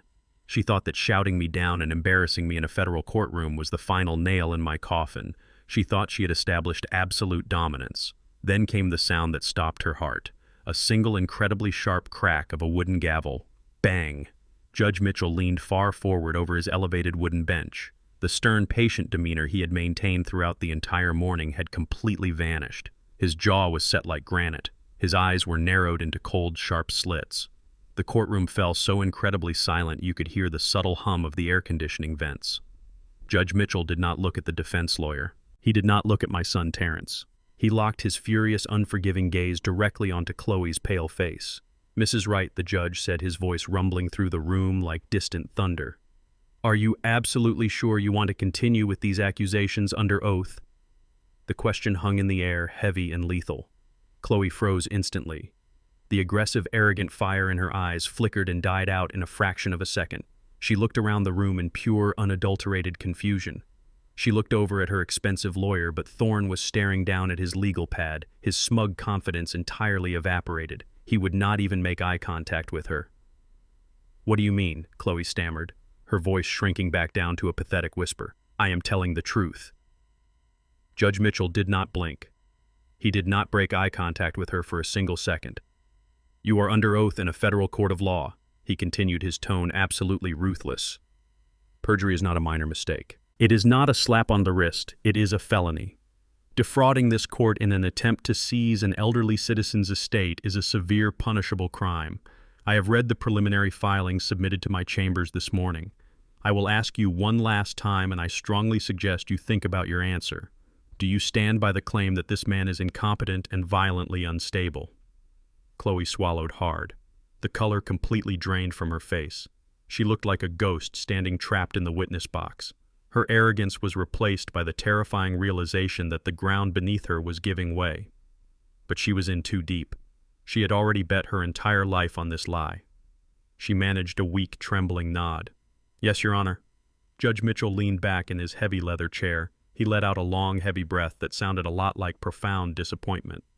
"Very well," the judge said flatly, his tone signaling that he was done showing any mercy. "Counselor Vance, you indicated in your preliminary filings this morning that you had substantial physical evidence contradicting the petitioner's entire narrative. You may proceed." Evelyn Vance smiled. It was not a warm smile. It was the terrifying, brilliant smile of an executioner who had just been handed the axe. She turned her back on Chloe, who was now trembling uncontrollably on the stand, and walked slowly back to our defense table. I did not move a single muscle, but inside my chest, my soul was roaring with victory. Evelyn reached down to our table and picked up a thick, incredibly heavy stack of manila folders. These were not just standard medical records. These folders contained the bank statements showing the money they had stolen from my retirement accounts. They contained the digital footprints of the federal wire fraud Terrence had committed.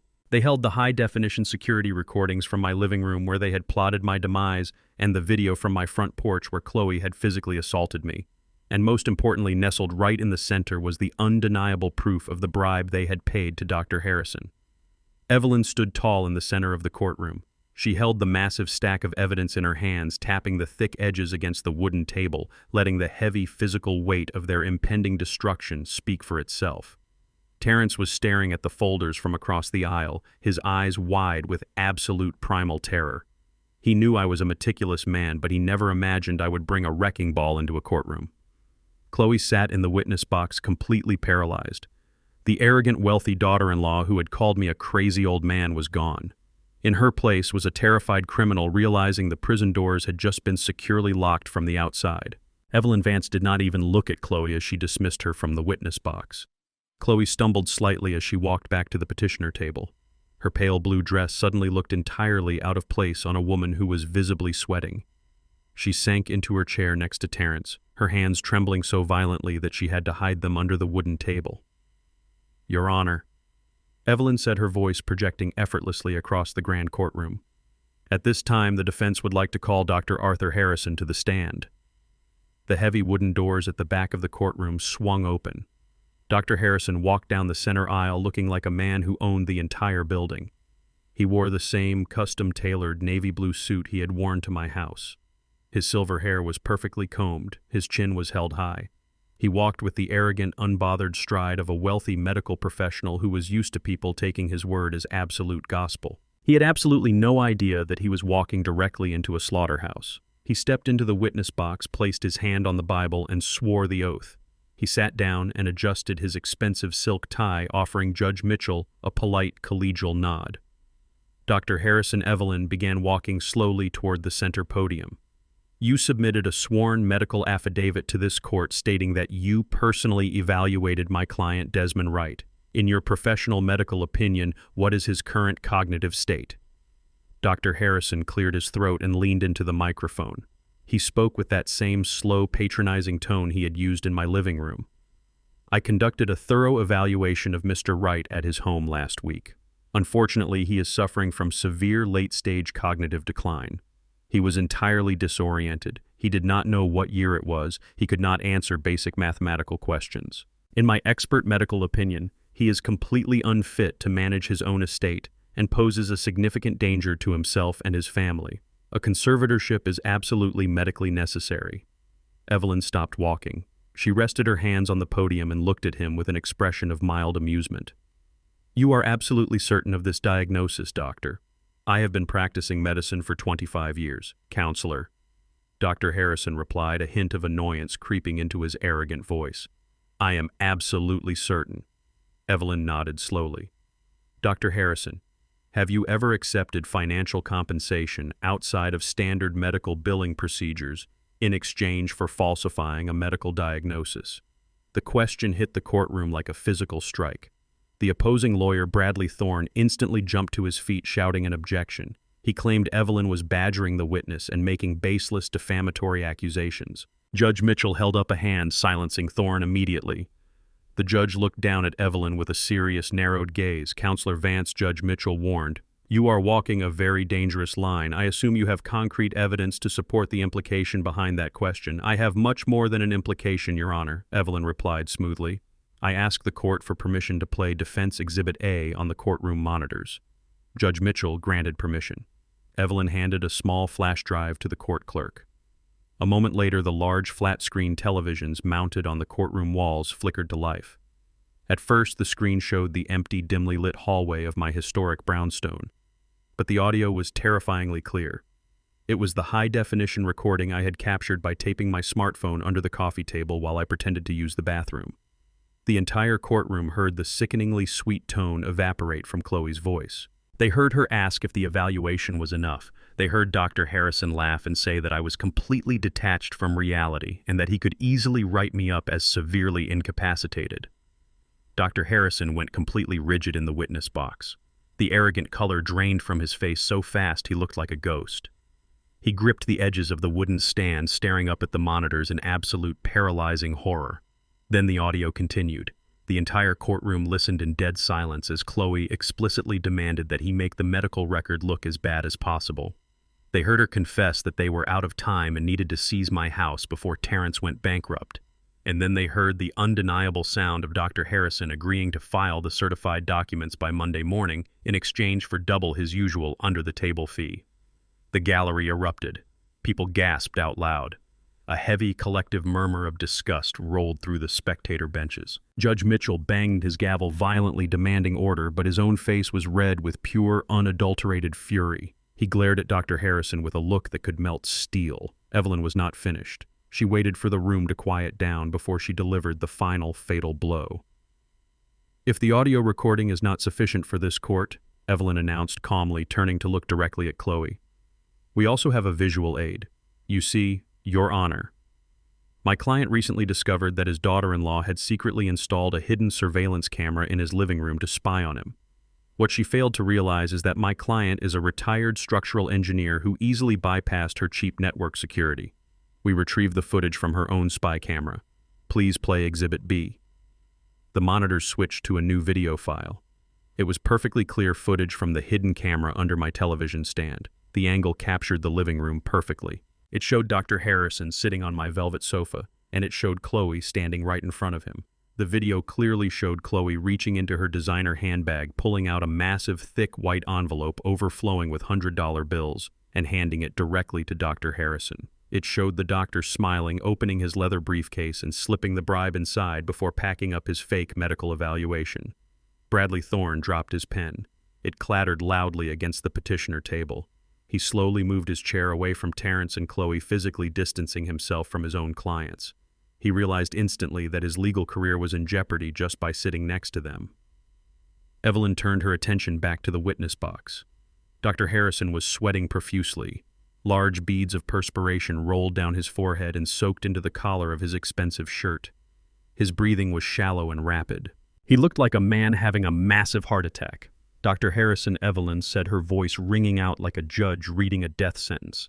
"Is that you on the screen, accepting a cash bribe to falsely declare an elderly man legally insane?" Dr. Harrison opened his mouth, but no sound came out. He looked desperately at Bradley Thorne, but Thorne was staring at the ceiling, completely abandoning him. Dr. Harrison swallowed hard. His entire body was shaking. He leaned into the microphone, his voice barely a terrified whisper. On the advice of my legal counsel, he stammered, his voice breaking. "I decline to answer that question on the grounds that my answer may incriminate me." He was pleading the Fifth Amendment. He was admitting his guilt in front of a federal judge. Judge Mitchell did not just look angry, he looked absolutely lethal. The judge stood up behind his bench, his black robe billowing around him. He pointed a long, furious finger directly at the witness box. "I will not tolerate medical corruption and extortion in my courtroom," Judge Mitchell roared, his voice booming like cannon fire. "The medical affidavit submitted by this man is immediately stricken from the official record. Bailiff, take Dr. Harrison into custody right now. Hold him in the courthouse detention center pending a full federal investigation for medical fraud, perjury, and accepting bribes." Two large armed court bailiffs immediately marched down the aisle. They stepped up to the witness box, grabbed Dr. Harrison by his expensive suit jacket, and hauled him to his feet. The cold, sharp sound of metal handcuffs clicking and locking securely around the doctor's wrists echoed through the silent courtroom. Dr. Harrison did not fight back. He kept his head bowed in absolute disgrace as the bailiffs marched him down the center aisle and out the heavy wooden doors. The man who had walked in like a king had just been dragged out like a common criminal. I turned my head very slowly and looked across the aisle at the petitioner table. Terrence had buried his face entirely in his hands, his shoulders shaking with silent panic. But it was Chloe who caught my attention.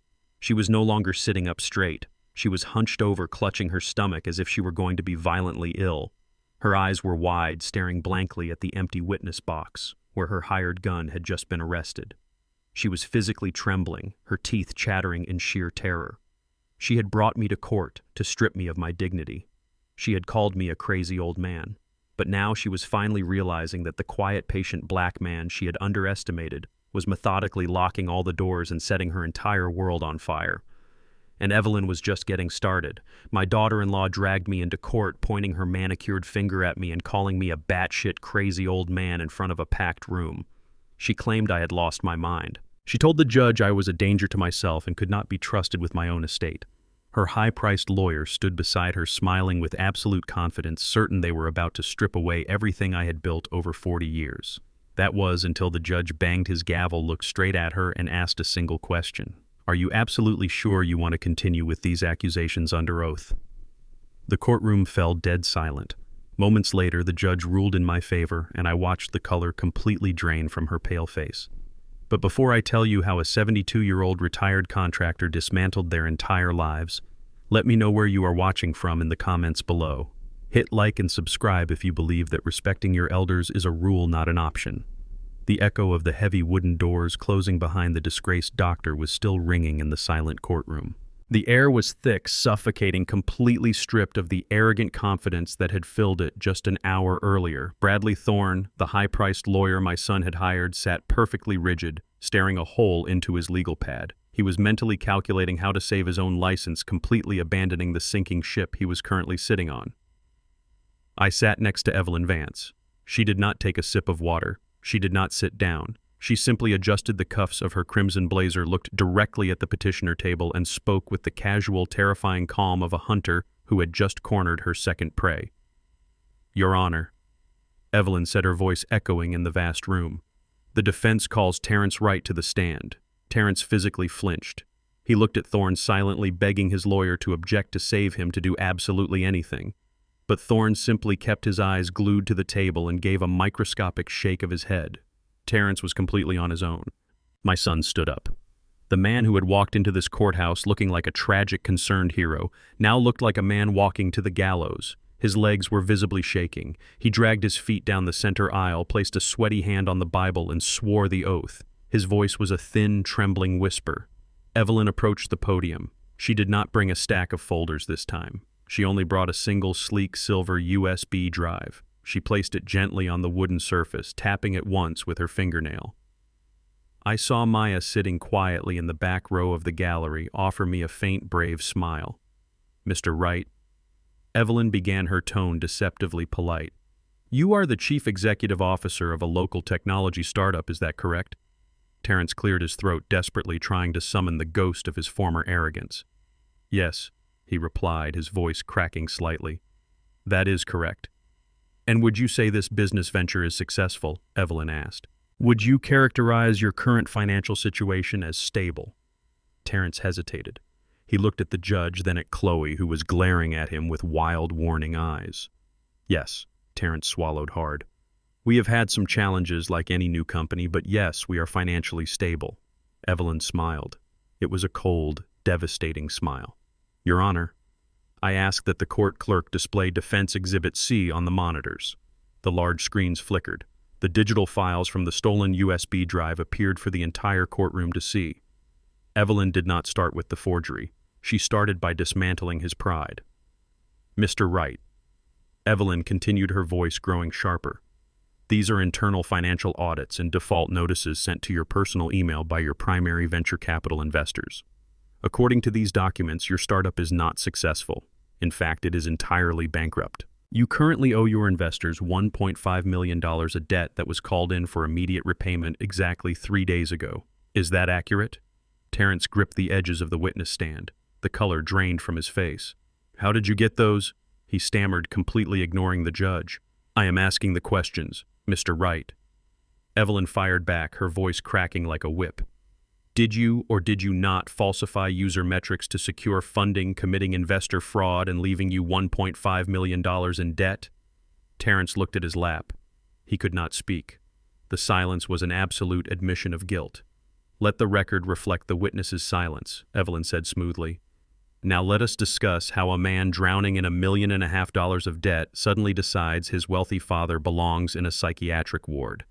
Let us look at Exhibit D." The screen changed. It displayed a highlighted bank transfer log. It was the exact transaction alert I had received on my phone just days ago. On Tuesday evening, Evelyn explained, pacing slowly in front of the jury box, exactly $8,500 was electronically transferred out of my client's private retirement account. The IP address used to initiate this transfer matches the secure wireless network of your home in Buckhead. Did you steal your father's retirement funds to keep your lights on, Mr. Wright? "I did not steal anything," Terrence burst out, his voice high and panicked. "We are on his accounts. We were just managing his care.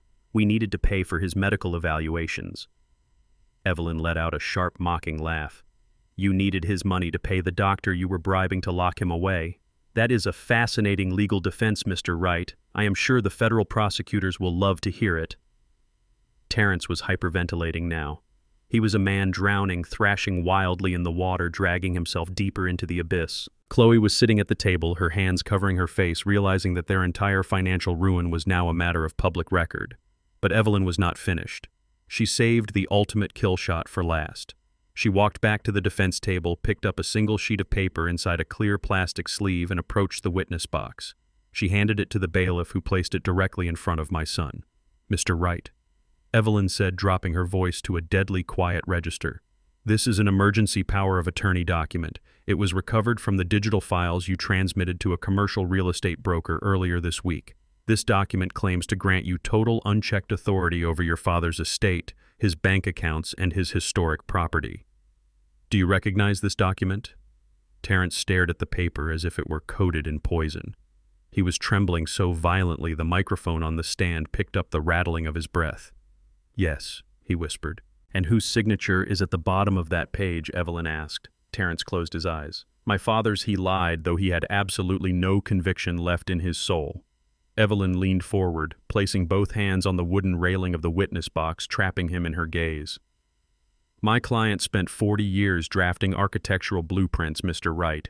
His signature is as precise as a printed font. We had this document analyzed by an independent forensic calligrapher yesterday morning. The pressure, the slant, the hesitation marks, they do not match my client, but they perfectly match the signature on your own driver's license." Terrence opened his eyes. He looked at me, sitting completely stoic at the defense table. He was searching for the father who used to fix his scraped knees, the father who used to pay his debts. But that man was dead. I looked back at him with the cold, unforgiving eyes of a man watching a stranger burn. "I am going to ask you one final time, Mr. Wright," Evelyn commanded, her voice echoing like a thunderclap. "And remember that perjury in a federal court carries a mandatory prison sentence. Did you forge your father's signature on a legal document to steal his home and pay off your massive fraudulent debts?" The courtroom was so quiet you could hear the blood pumping in your own ears. Judge Mitchell leaned over his bench, glaring down at my son. "Answer the question, Mr. Wright." Terrence completely broke. The arrogant tech CEO shattered into a million pathetic pieces.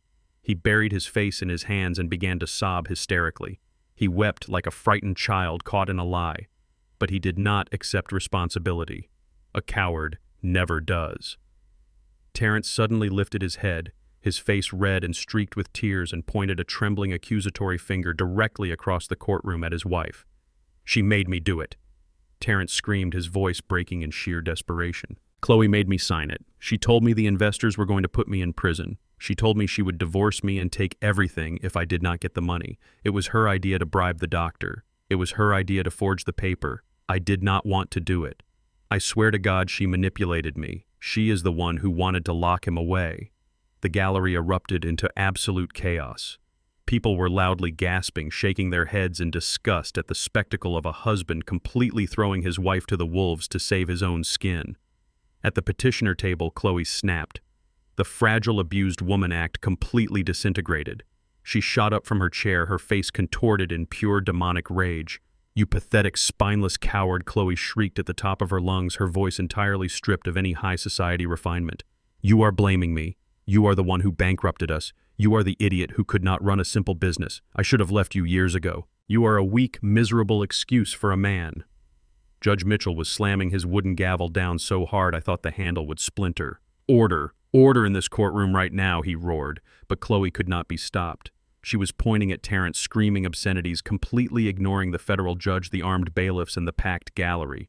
Terrence was screaming back at her from the witness stand, sobbing that she had ruined his life, that she was a gold digger who had poisoned his family. I sat at the defense table watching the two people who had conspired to destroy my life completely tear each other to shreds in front of a federal judge. It was a tragicomedy of the highest order. They had built their alliance on a foundation of greed, and the moment the pressure was applied, they turned on each other like starving wolves. Evelyn stood quietly near the podium, a satisfied smirk playing on her lips, letting the enemy do all the heavy lifting. The destruction of my son was complete, but I knew the absolute worst was yet to come. I still had one final card to play. The violent cracking of Judge Mitchell slamming his wooden gavel echoed like gunshots through the federal courtroom. He demanded order, his voice laced with an unprecedented level of judicial fury. Two armed bailiffs rushed forward, positioning themselves directly behind the petitioner table. They forced Chloe to sit back down in her heavy wooden chair. She was panting heavily, her chest heaving, her perfectly styled hair now a tangled, frantic mess around her pale face. On the witness stand, my son Terrence was entirely broken. He had his face buried in his hands, weeping openly, the pathetic sound of his sobs vibrating through the courtroom microphone. He had just confessed to federal wire fraud. He had just admitted to forging my signature to steal my estate. He knew his life as a wealthy, arrogant technology executive was completely over. But Chloe was a different breed of monster. For someone like her, greed operates like a terminal disease. It completely overrides any basic human instinct for survival. Even as she sat there, surrounded by armed federal officers facing undeniable proof of her crimes, her mind was frantically searching for a way to salvage the money. She refused to accept that she was leaving this building empty-handed. She pushed herself up from the table, ignoring the bailiff who firmly placed a hand on her shoulder to keep her seated. She pointed a trembling, manicured finger directly at me. "It does not matter," Chloe shrieked, her voice echoing off the high vaulted ceilings. Her eyes were completely wild, stripped of any remaining sanity. "You can arrest him for the signature. You can arrest the doctor. I do not care. He is still a useless, crazy old man. We are drowning in $1.5 million of debt. That historic house has to be sold to cover what we owe. It has to be liquidated right now. We are his only family. We are his only heirs. We are legally entitled to that property." The absolute audacity of her statement sent a fresh wave of horrified murmurs through the gallery. She was standing in a federal courtroom moments away from being indicted for conspiracy and elder abuse, and she was still aggressively demanding my money. She genuinely believed that because I was 72 years old, my life savings were simply a rainy day fund for her luxury lifestyle. Judge Mitchell was practically vibrating with anger. He picked up his gavel to hold her in contempt of court and have her removed in handcuffs right then and there. But I did not want her removed. Not yet. I had not delivered the killing blow. I placed my hand gently on Evelyn Vance's arm. My brilliant lawyer looked at me, saw the cold, absolute resolve in my eyes, and offered a slow, knowing nod. She stepped back from the podium, yielding the floor entirely to me. For the first time since I had walked into that courthouse, I stood up. I did not use a cane. I did not hunch my shoulders. I did not let my hands tremble. I stood up to my full height, drawing on the strength of a man who had carried steel beams and poured concrete foundations for 40 years. I smoothed the lapels of my dark charcoal suit. I looked at the judge, giving him a respectful nod, and then I turned my gaze directly onto the frantic, greedy woman who had made the fatal mistake of underestimating my intelligence. "If it pleases the court," I said, my voice rich, deep, and carrying the unmistakable weight of absolute authority, "I would like to address the petitioner's claim regarding my physical assets." Judge Mitchell slowly lowered his gavel. He looked at me clearly, recognizing that the fragile, confused old man portrayed in the court filings had never actually existed. "The floor is yours, Mr. Wright," the judge said quietly. I reached down into my leather briefcase resting on the defense table. I pulled out a thick, heavy legal binder bound in dark blue leather. I did not hand it to Evelyn. I held it myself, letting Chloe stare at it. "You have spent this entire morning and the last several months of your life obsessing over the value of my historic brownstone." I began, my voice cold and steady. "You hired a corrupt doctor. You forced your weak husband to commit federal wire fraud. You lied under oath. You risked spending the next 20 years of your life in a federal penitentiary, all because you wanted to seize control of a property you believe is worth $2.5 million. Chloe stared at the blue binder in my hands. Her frantic breathing hitched. She could feel the ground opening up beneath her, but she was entirely powerless to stop it. I opened the binder and pulled out a single, beautifully embossed legal document. "But here is the tragedy of your arrogance, Chloe." I continued, pacing slowly toward the center of the room. "You assumed that because I am an old black man who wears steel-toed boots and drives an old truck, I was financially illiterate. You assumed I was just sitting on a pile of equity waiting to die. But 5 years ago, when I first noticed Terrence hemorrhaging money to impress you, I took the necessary steps to protect my blood, sweat, and tears from predators exactly like you. I held the document up so the courtroom could see the official county seals stamped at the bottom. Even if you had successfully bribed the judge today, I said, my voice ringing out with brutal clarity. Even if your forged power of attorney had been accepted, even if you had successfully locked me in a psychiatric ward for the rest of my natural life, you would have inherited absolutely nothing. Terrence lifted his head from his hands on the witness stand. His bloodshot eyes widened in pure horror as he finally recognized the blue leather binder. 5 years ago, I declared I legally transferred the deed to the historic brownstone along with every single liquid asset I possessed into an ironclad, irrevocable educational and living trust. I am no longer the legal owner of that house. The trust is. And the sole exclusive beneficiary of that multi-million-dollar trust is not my son. It is my granddaughter, Maya. The silence that fell over the courtroom was absolute. It was the kind of silence that follows a massive explosion. You cannot touch a single dime of my money, Chloe. You cannot sell a single brick of my house. You committed federal crimes, you destroyed your marriage, and you ruined your entire life to steal a ghost. You went to war for an empty vault. Terrence let out a guttural, agonizing groan from the witness stand. He slumped forward, slamming his head against the wooden railing. He had forged documents. He had faced federal prison time. He had betrayed the father who loved him all to steal a house that had not belonged to me in half a decade. He had ruined his life for absolutely nothing. Chloe physically staggered backward. The realization hit her with the force of a freight train. The money was gone. It had always been gone. The massive debt hovering over her head was suddenly very real, and her only escape route had just been completely bricked up and sealed shut. But her arrogance refused to die quietly. She gripped the edge of her table, her face contorted in a mask of desperate, ugly pride. "Fine."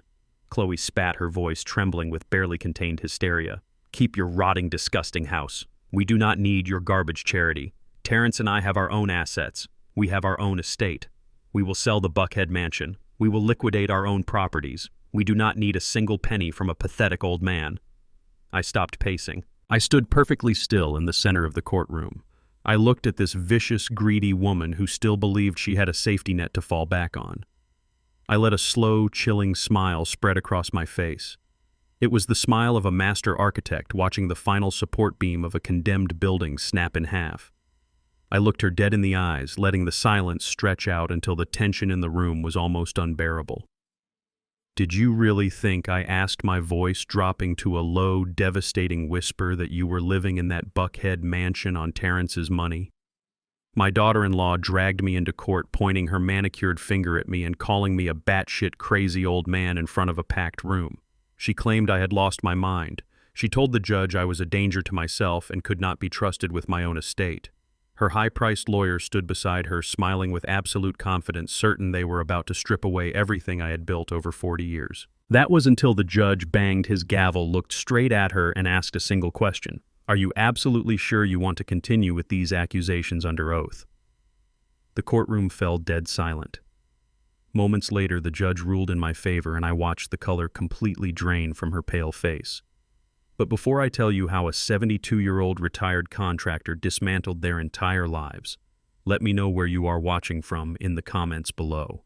Hit like and subscribe if you believe that respecting your elders is a rule, not an option.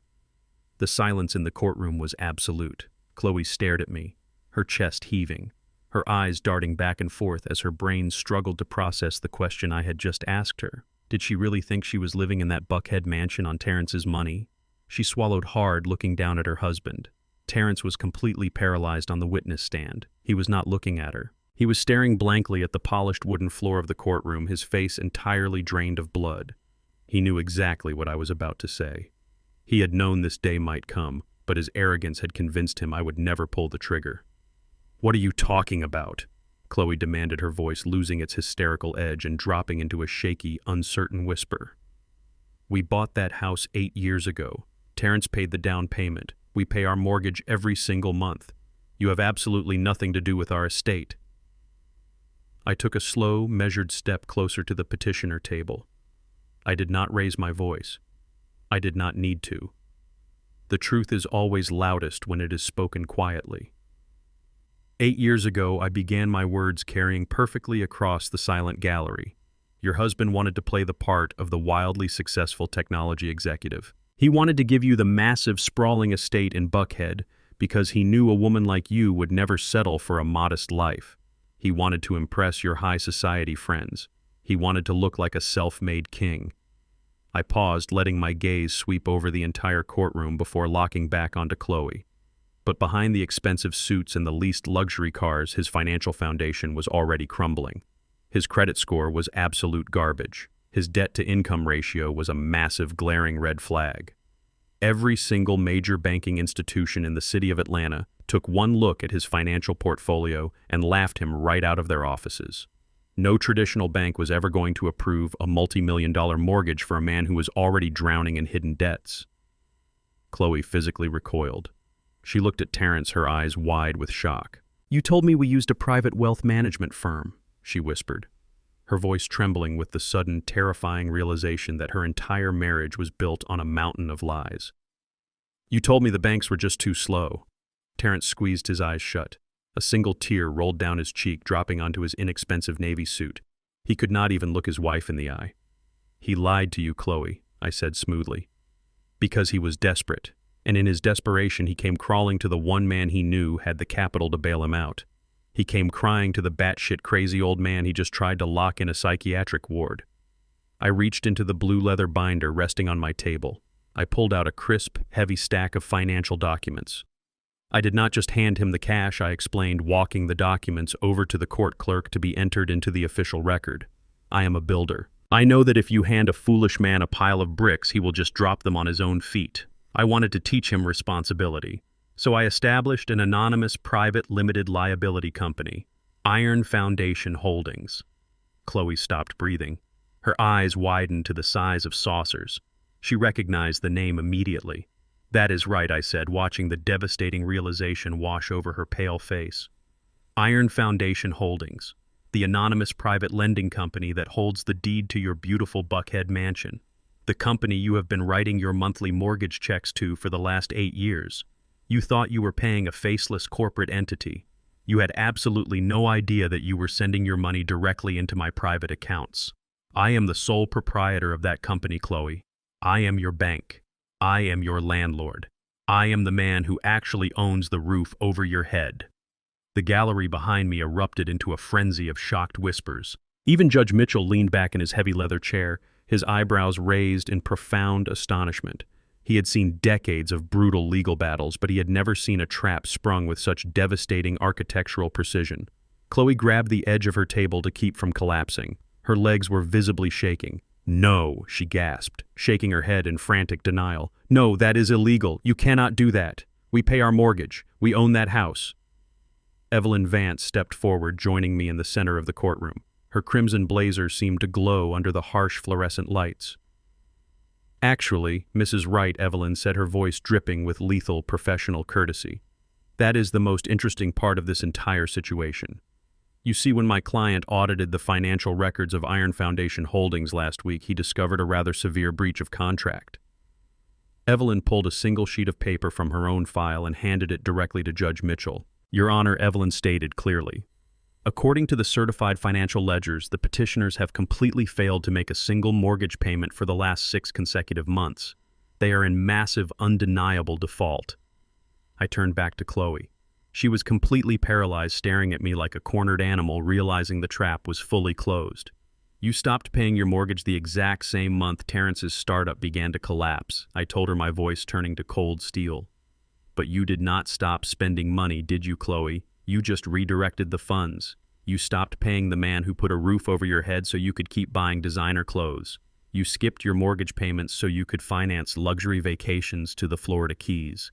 You took the money you owed me and you used it to stuff a thick white envelope full of $100 bills to bribe a corrupt doctor to destroy my life." Chloe opened her mouth to speak, but only a pathetic, breathless sob came out. She looked around the courtroom, desperately searching for a way out, but there were no exits left. Her high-priced lawyer had completely abandoned her.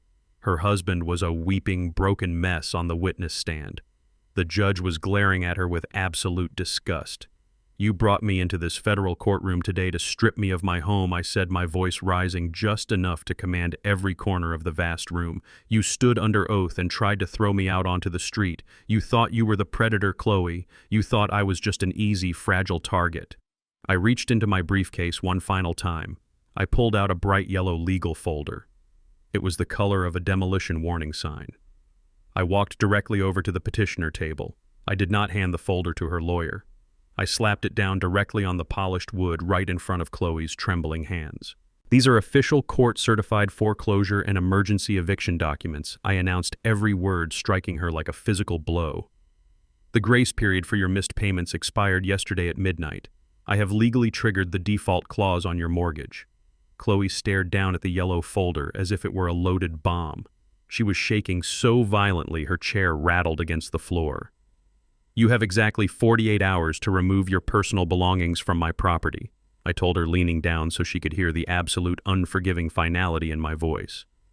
After that, the county sheriff will arrive to physically remove you from the premises, change the locks, and seize any remaining assets to cover your outstanding debts.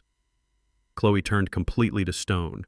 The arrogant, wealthy woman who had called me a crazy old man was entirely dead and gone. In her place sat a terrified, completely bankrupt criminal who had just realized she was about to be homeless. She had tried to steal my historic home to save her luxury lifestyle, and instead I was the one throwing her out onto the street. She looked up at me, her eyes completely hollowed out by the crushing weight of her own greed. She finally understood that she had not just lost a legal battle, she had lost everything, and the man she had underestimated had personally engineered her absolute destruction. Judge Mitchell did not bang his gavel this time. He did not need to. The heavy, suffocating silence in the courtroom was absolute. The judge looked down at the bright yellow foreclosure folder resting on the petitioner table. He looked at the forged power of attorney document. He looked at the video stills of the cash bribe. And finally, he looked at Chloe and Terrence. When Judge Mitchell finally spoke, his voice was not a roar. It was a low, dangerous rumble, the sound of a judicial earthquake about to tear the ground wide open. This court has witnessed many terrible things. Judge Mitchell began, his eyes locked onto my daughter-in-law. I have presided over this bench for 22 years. I have seen greed. I have seen malice. But I have never in my entire career witnessed such a calculated, despicable, and thoroughly evil manipulation of the justice system. You came into my courtroom, stood under oath, and attempted to legally assassinate a perfectly healthy, honorable man simply because you wanted to liquidate his life to fund your own pathetic arrogance. Chloe was completely frozen. Her mouth was open, but no air seemed to be entering her lungs. Terrence was still weeping into his hands, unable to even look up at the bench. The petition for emergency conservatorship is hereby dismissed with extreme prejudice, Judge Mitchell announced, his words striking like physical blows. But we are far from finished here today. This was not a simple domestic dispute. What you two have done constitutes a highly coordinated criminal conspiracy. The judge turned to his court clerk. Seal every single exhibit presented by the defense today.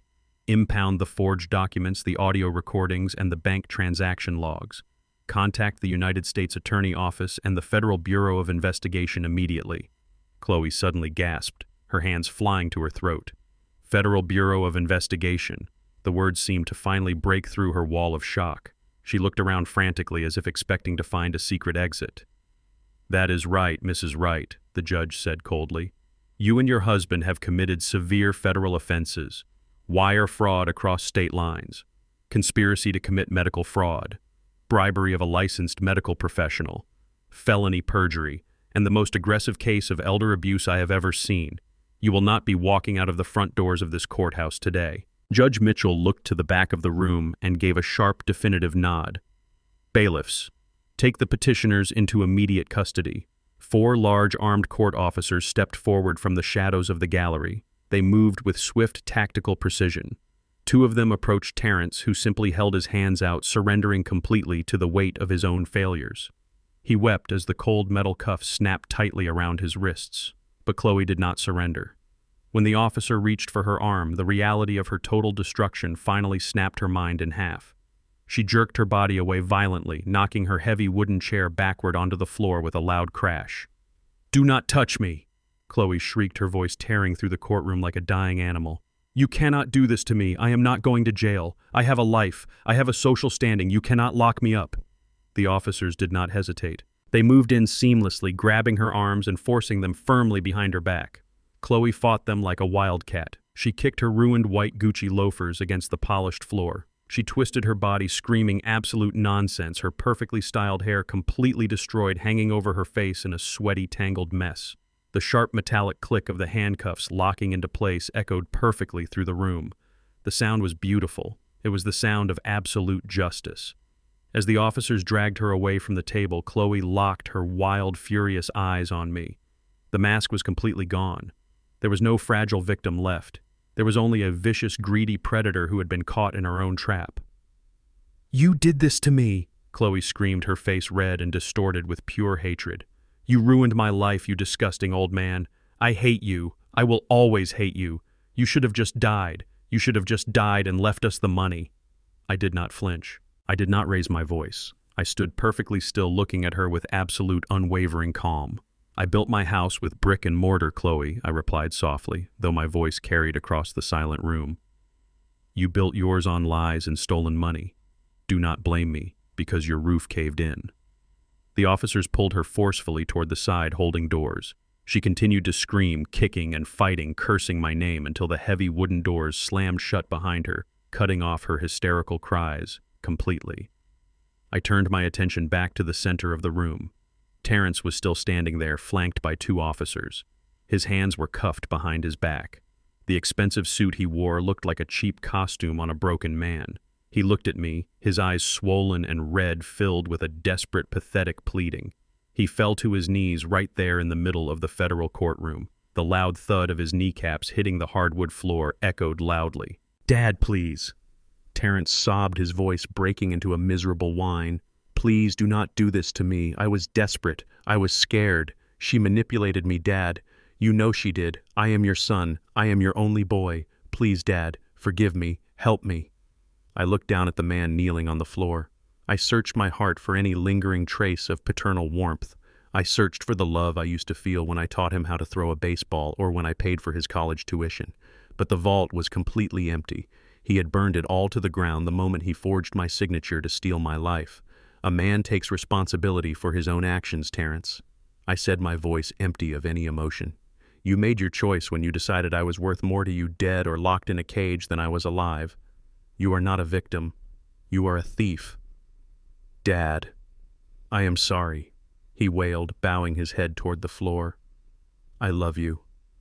I tightened my grip on my leather briefcase. "My son died the day he signed my name to steal my life," I told him coldly.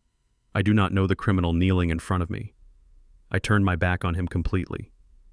I did not watch as the officers hauled him to his feet. I did not watch as they dragged my weeping, ruined son through the same heavy wooden doors his wife had just disappeared behind. I faced the front of the courtroom, my posture straight, my dignity entirely intact. Judge Mitchell looked at me. There was a profound, unspoken respect in his eyes. The judge offered me a slow, solemn nod, acknowledging the brutal, necessary strength it took to clean up my own bloodline. "We are adjourned," Judge Mitchell announced quietly, stepping down from his bench. Evelyn Vance gathered her files, placing a gentle, respectful hand on my shoulder. "We did it, Desmond," she whispered. I nodded slowly. We turned around to walk down the center aisle, heading toward the heavy oak doors at the back of the courtroom. And then something extraordinary happened. It started slowly. A single person in the second row of the gallery stood up and began to clap. Then an older woman next to them stood up, joining in. Within seconds, the entire courtroom gallery was on their feet. The sound of applause filled the massive vaulted room. It was not a polite golf clap. It was a loud, resonant, deeply emotional ovation. People who had never met me, people who had come to the courthouse for their own mundane legal troubles, were standing and clapping. They had watched an elderly black man walk into a trap designed to destroy him, and they had watched him dismantle his abusers with absolute terrifying precision. They were applauding the victory of truth over greed. They were celebrating the triumph of a man who refused to become a victim.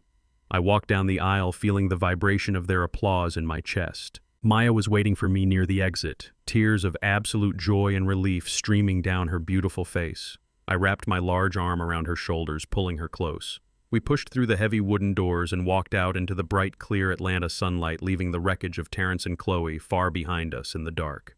2 months passed since the heavy wooden gavel fell in that federal courtroom, bringing an absolute and devastating end to the illusion of my family.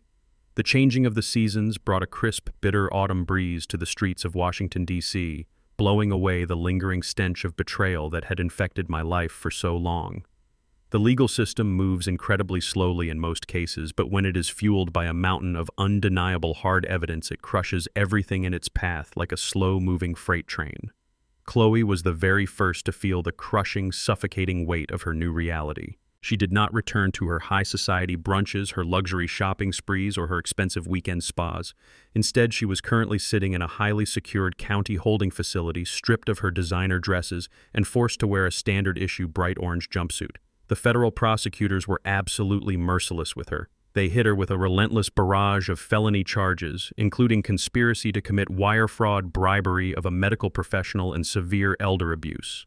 Her own high-priced lawyer had completely abandoned her the moment he realized she had no money left to pay his exorbitant retainers. She was left entirely in the hands of a severely overworked public defender who bluntly informed her that she was facing a mandatory minimum of 5 years in a federal penitentiary with absolutely no chance of early parole.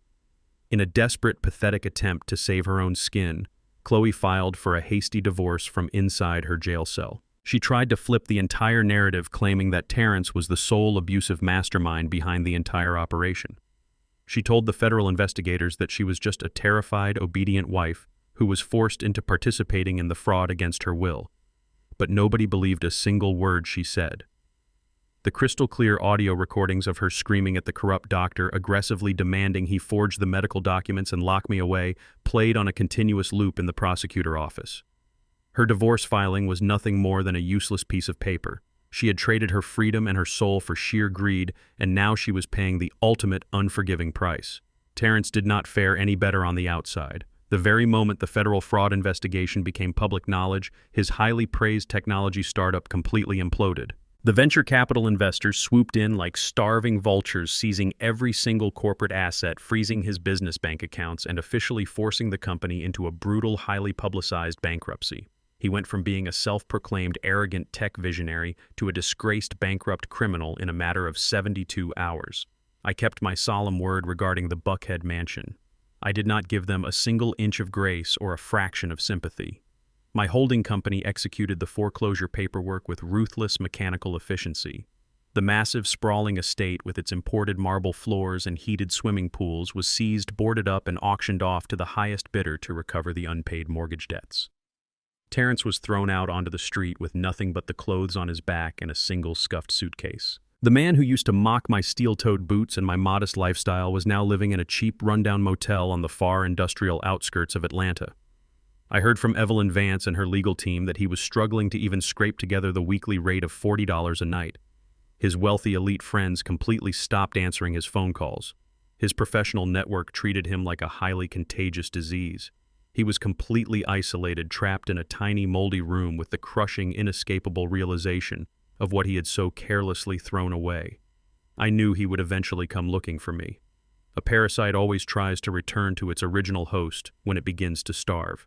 It happened on a cold, dark Tuesday afternoon. A heavy, relentless rainstorm was washing over the city, turning the streets into slick, gray rivers and drowning out the noise of the surrounding neighborhood. I was sitting quietly on my covered front porch, drinking a hot cup of black coffee and watching the heavy rain bounce off the pavement.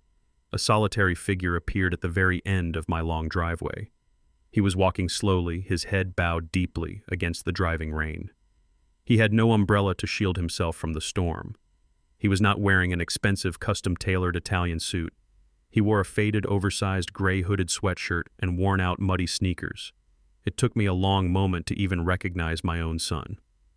Terrence stopped at the bottom of the porch stairs. He was completely soaked to the bone, shivering violently in the freezing wind.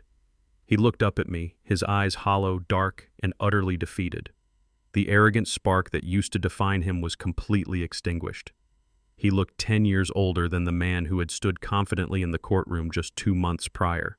Dad, Terrence whispered. His voice was so fragile, so broken it barely carried over the steady sound of the falling rain. I did not invite him up onto the dry porch. I did not offer him a warm towel or a fresh cup of coffee to fight off the bitter cold. I simply sat perfectly still in my chair, and looked down at him with the calm, impassive, calculating gaze of a complete stranger. Terrence took a hesitant step forward, gripping the wet wooden railing of the stairs with shaking hands.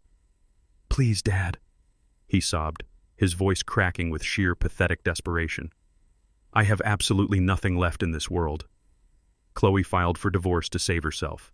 "The federal prosecutors are officially preparing my criminal indictment. I am sleeping on a stained, lumpy mattress in a motel room that smells like bleach and desperation. I have not eaten a real warm meal in 2 entire days. I am begging you. I know I was completely wrong. I know I lost my way. But I am your son. Please just give me a second chance. Just a small cash loan to get me on my feet and hire a decent lawyer. I will pay you back every single cent. I swear it on my life."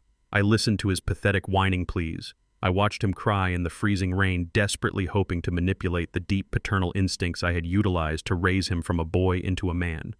But those specific instincts had been permanently surgically removed from my heart the exact day I saw him forge my signature to steal my life. I set my ceramic coffee mug down on the small table next to my chair. I stood up slowly, walked to the edge of the porch, and looked down at the miserable, shivering creature standing on my walkway.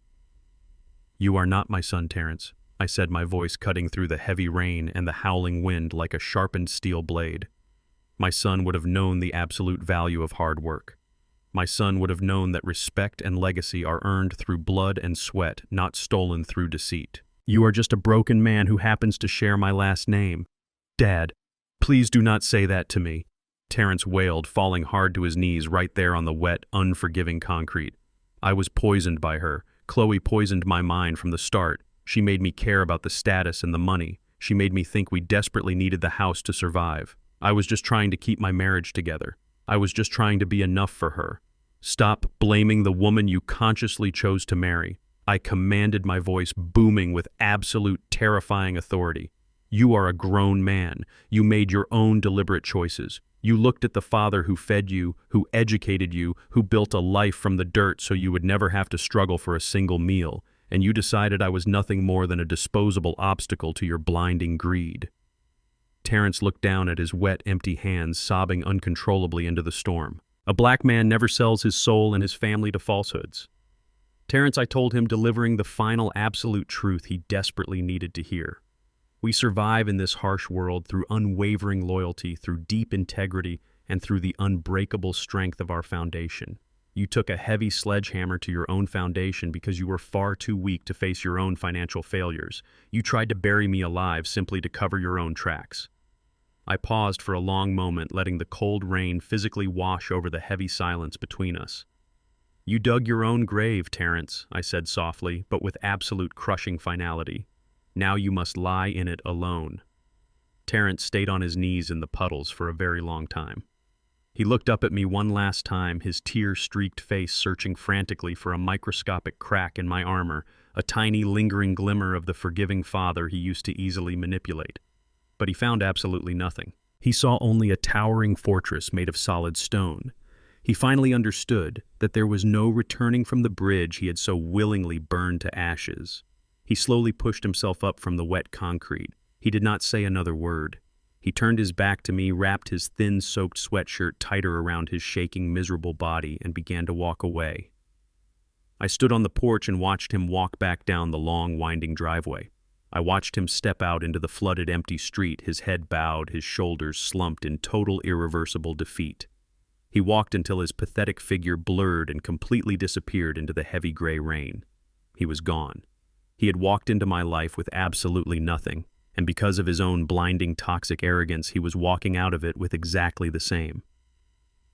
I turned around, picked up my warm cup of coffee, and walked back inside my beautiful, quiet home. I locked the heavy oak door behind me, feeling a profound, absolute peace settle deep into my bones.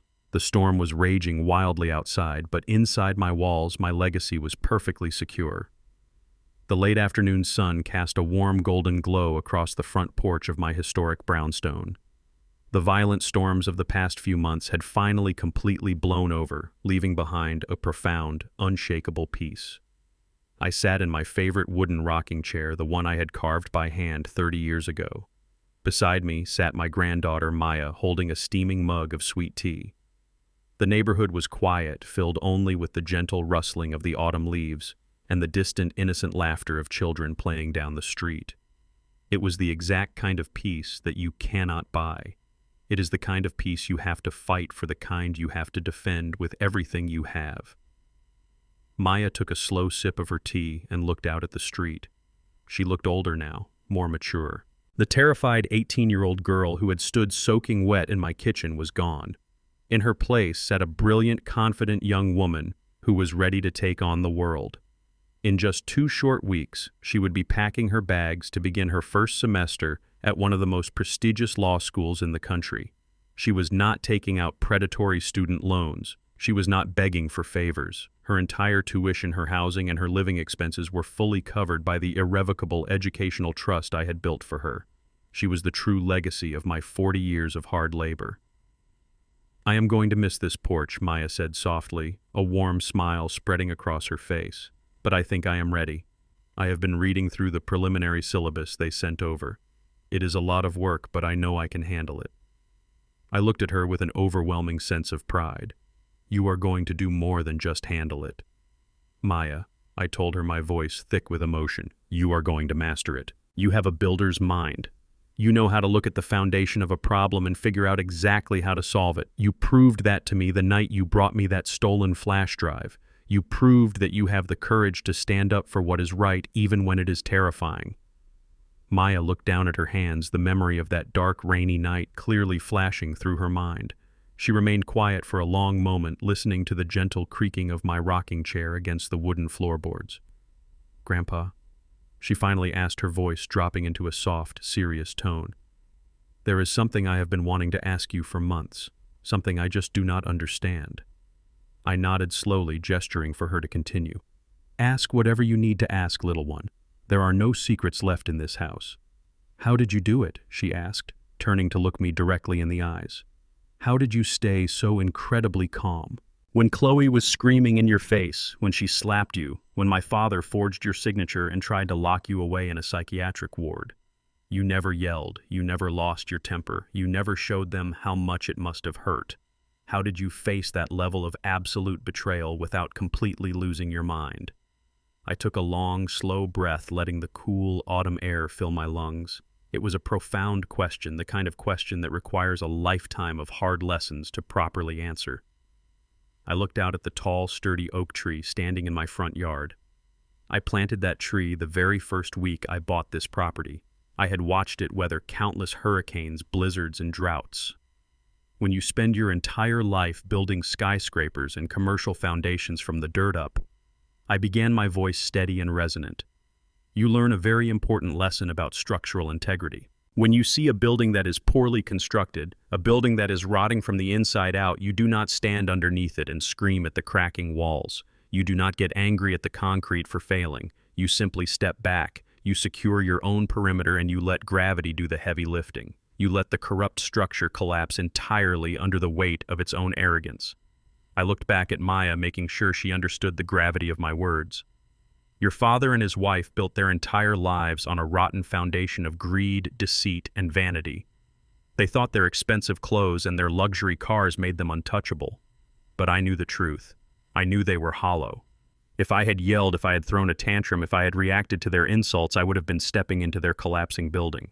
I would have given them exactly what they wanted. I would have given them the angry, erratic old man they needed to prove their fabricated narrative. Maya listened intently, absorbing every single word like a sponge. "There is a massive, undeniable power in silence, Maya." I continued, leaning forward in my rocking chair. People, especially arrogant people, are absolutely terrified of silence. When you do not react to their provocations, they panic. They start filling the empty space with their own mistakes. They get sloppy, they talk too much, they reveal their true intentions. My silence was not weakness, it was not submission. My silence was a highly calculated weapon. I let them underestimate me because an underestimated man is the most dangerous person in any room. "But it was your own son," she whispered, a hint of sadness returning to her eyes. "It must have broken your heart." I nodded slowly, not denying the painful truth. "It did break my heart, Maya. It broke my heart into 1,000 pieces. But a black man who grew up in the era that I did learns very early on that you cannot afford to let a broken heart blind your judgment. Society already expects us to be angry. Society already expects us to be loud or fragile or easily discarded when we get old. I refused to play the role they assigned to me. I reached out and placed my rough, calloused hand over hers. Never let anyone else appraise your value. Maya, I told her, delivering the most important lesson I could ever pass down. Do not ever let a person, a job, or a society tell you what you are worth. Chloe looked at me and saw a batshit crazy old man who was taking up valuable real estate. Terrence looked at me and saw a walking ATM machine that he could violently crack open to pay for his failures. They put a cheap price tag on my life because they had absolutely no personal integrity of their own. But their appraisal did not change my actual value. I knew exactly who I was. I knew the blood and sweat it took to build this empire, and I refused to let thieves dictate my worth. Maya squeezed my hand tightly. Tears welled up in her eyes. Not tears of sorrow, but tears of deep, profound understanding. She nodded, wiping a stray tear from her cheek. I am going to make you proud, Grandpa. I am going to go to law school, and I am going to become the kind of lawyer who protects people like you. I'm going to tear down the bullies just like you did. I smiled, feeling a deep, radiating warmth in my chest. You already make me proud, Maya. You are the foundation of this family now. You are the steel beams that will keep this legacy standing tall long after I am gone. We sat together in comfortable, healing silence as the sun began to slowly dip below the horizon, painting the sky in brilliant shades of orange and purple. The streetlights flickered on, casting a warm, familiar glow across the neighborhood I had loved for 4 decades. I took a final sip of my tea and leaned back in my chair. I thought about the long, brutal journey that had brought me to this exact moment. The betrayal, the secret recordings, the courtroom battle, and the ultimate satisfying destruction of the people who tried to bury me. It was a heavy burden for a 72-year-old man to carry, but my shoulders were broad, and my spirit was completely unbreakable. I looked out at the peaceful street, breathing in the cool, clean air of absolute freedom. My house was safe. My wealth was secure. My granddaughter was embarking on a brilliant future. I had walked through the absolute darkest storm of betrayal, navigating the treacherous waters of human greed, and I had emerged on the other side completely victorious. I was a man who possessed a dignity that could never be stolen, a peace that could never be bought, and a legacy that would stand strong for generations to come. The months rolled by, turning the bitter cold of winter into the bright, promising warmth of a new spring. My historic brownstone in Washington, D.C., had finally returned to what it was always meant to be, a sanctuary. I woke up every morning at 6 o'clock, not because I had to rush to a construction site, but because I wanted to watch the sunrise paint the city skyline. I would walk down to my kitchen, brew a strong pot of dark roast coffee, and sit at the solid oak dining table, the very same table where Chloe had once slapped down that assisted living brochure, the table where they had plotted to erase my existence. Now the only thing resting on that mahogany wood was my morning newspaper and a profound, absolute silence. It was not the heavy, suffocating silence of secrets and betrayal. It was a clean, breathing silence, the kind of peace you only feel after you have successfully defended your life against a massive storm. People often ask me how a father can simply walk away from his own flesh and blood. They wonder how I sleep at night knowing my only son is living in a rundown motel stripped of his wealth and his dignity. But when you spend 40 years as a structural engineer, you learn a hard, unforgiving truth about the nature of decay. When you are inspecting a house and you find dry rot eating away at a crucial wooden support beam, you cannot negotiate with it. You cannot paint over the rot to make it look pretty. You cannot ignore it and hope it magically heals itself. If you do not take a saw and violently cut out every single inch of that infected wood, the rot will inevitably spread. It will climb up the walls, infect the ceiling, and eventually bring the entire massive structure crashing down on your head. Terrence and Chloe were the rot in my foundation. They were an infection born of pure greed and blind arrogance, slowly eating away at the legacy I had sacrificed my entire life to build. Cutting my own son out of my life was the most painful, agonizing amputation I have ever had to perform. It hurt more than carrying steel beams up 3 flights of stairs with a bad back. But it was absolutely necessary. If I had let them stay, if I had forgiven them or handed over my hard-earned money to save them from their own failures, the infection would have destroyed us all. I had to sever the dead necrotic tissue to protect the parts of my family that were still healthy and full of life. And that healthy part was my granddaughter Maya. She calls me every Sunday evening from her law school dormitory. Her voice is always bright, filled with the excitement of a young woman who knows her future is entirely secure. She tells me about her grueling classes, her mock trials, and her ambition to become a fierce advocate for the vulnerable. I listen to her speak, and I know without a shadow of a doubt that I made the right choice. My wealth did not go toward funding Chloe's designer shoe collection or bailing out Terrence's fraudulent business ventures. It went toward building a brilliant, unstoppable legal mind. Maya is the sturdy, unyielding steel beam that will carry the Wright family name forward with actual honor. As for me, I am 72 years old, but my heart feels lighter than it did when I was 30. I spend my afternoons reading on my front porch, waving to Mrs. Jenkins as she waters her hydrangeas across the street. The neighbors look at me with a renewed sense of deep respect. They know the quiet, unassuming black man on the corner does not tolerate disrespect, and he protects his territory with absolute precision. I do not harbor any lingering hatred for the people who tried to destroy me. Hatred is a heavy burden, and I refuse to carry their baggage anymore. I simply let them dig their own graves, and I stepped out of the way when the dirt caved in. Blood makes you related, but loyalty, respect, and integrity make you family. When greed replaces love, the ties that bind us become the chains that suffocate us. Never let anyone, not even your own flesh and blood, mistake your kindness for weakness or your silence for ignorance. A predator will always underestimate the quiet strength of someone who has spent a lifetime building their foundation. In the end, the most powerful revenge is not destruction. It is standing tall in your truth, protecting your legacy, and letting their own arrogance dig their grave. If this story resonated with you, please let me know what you think in the comments below. Have you ever had to cut ties with toxic family members to protect your own peace? Share your experiences, and do not forget to hit the like button, subscribe to the channel, and turn on the notification bell so you never miss another story of truth and absolute justice. Thank you for listening, and remember to always protect your foundation.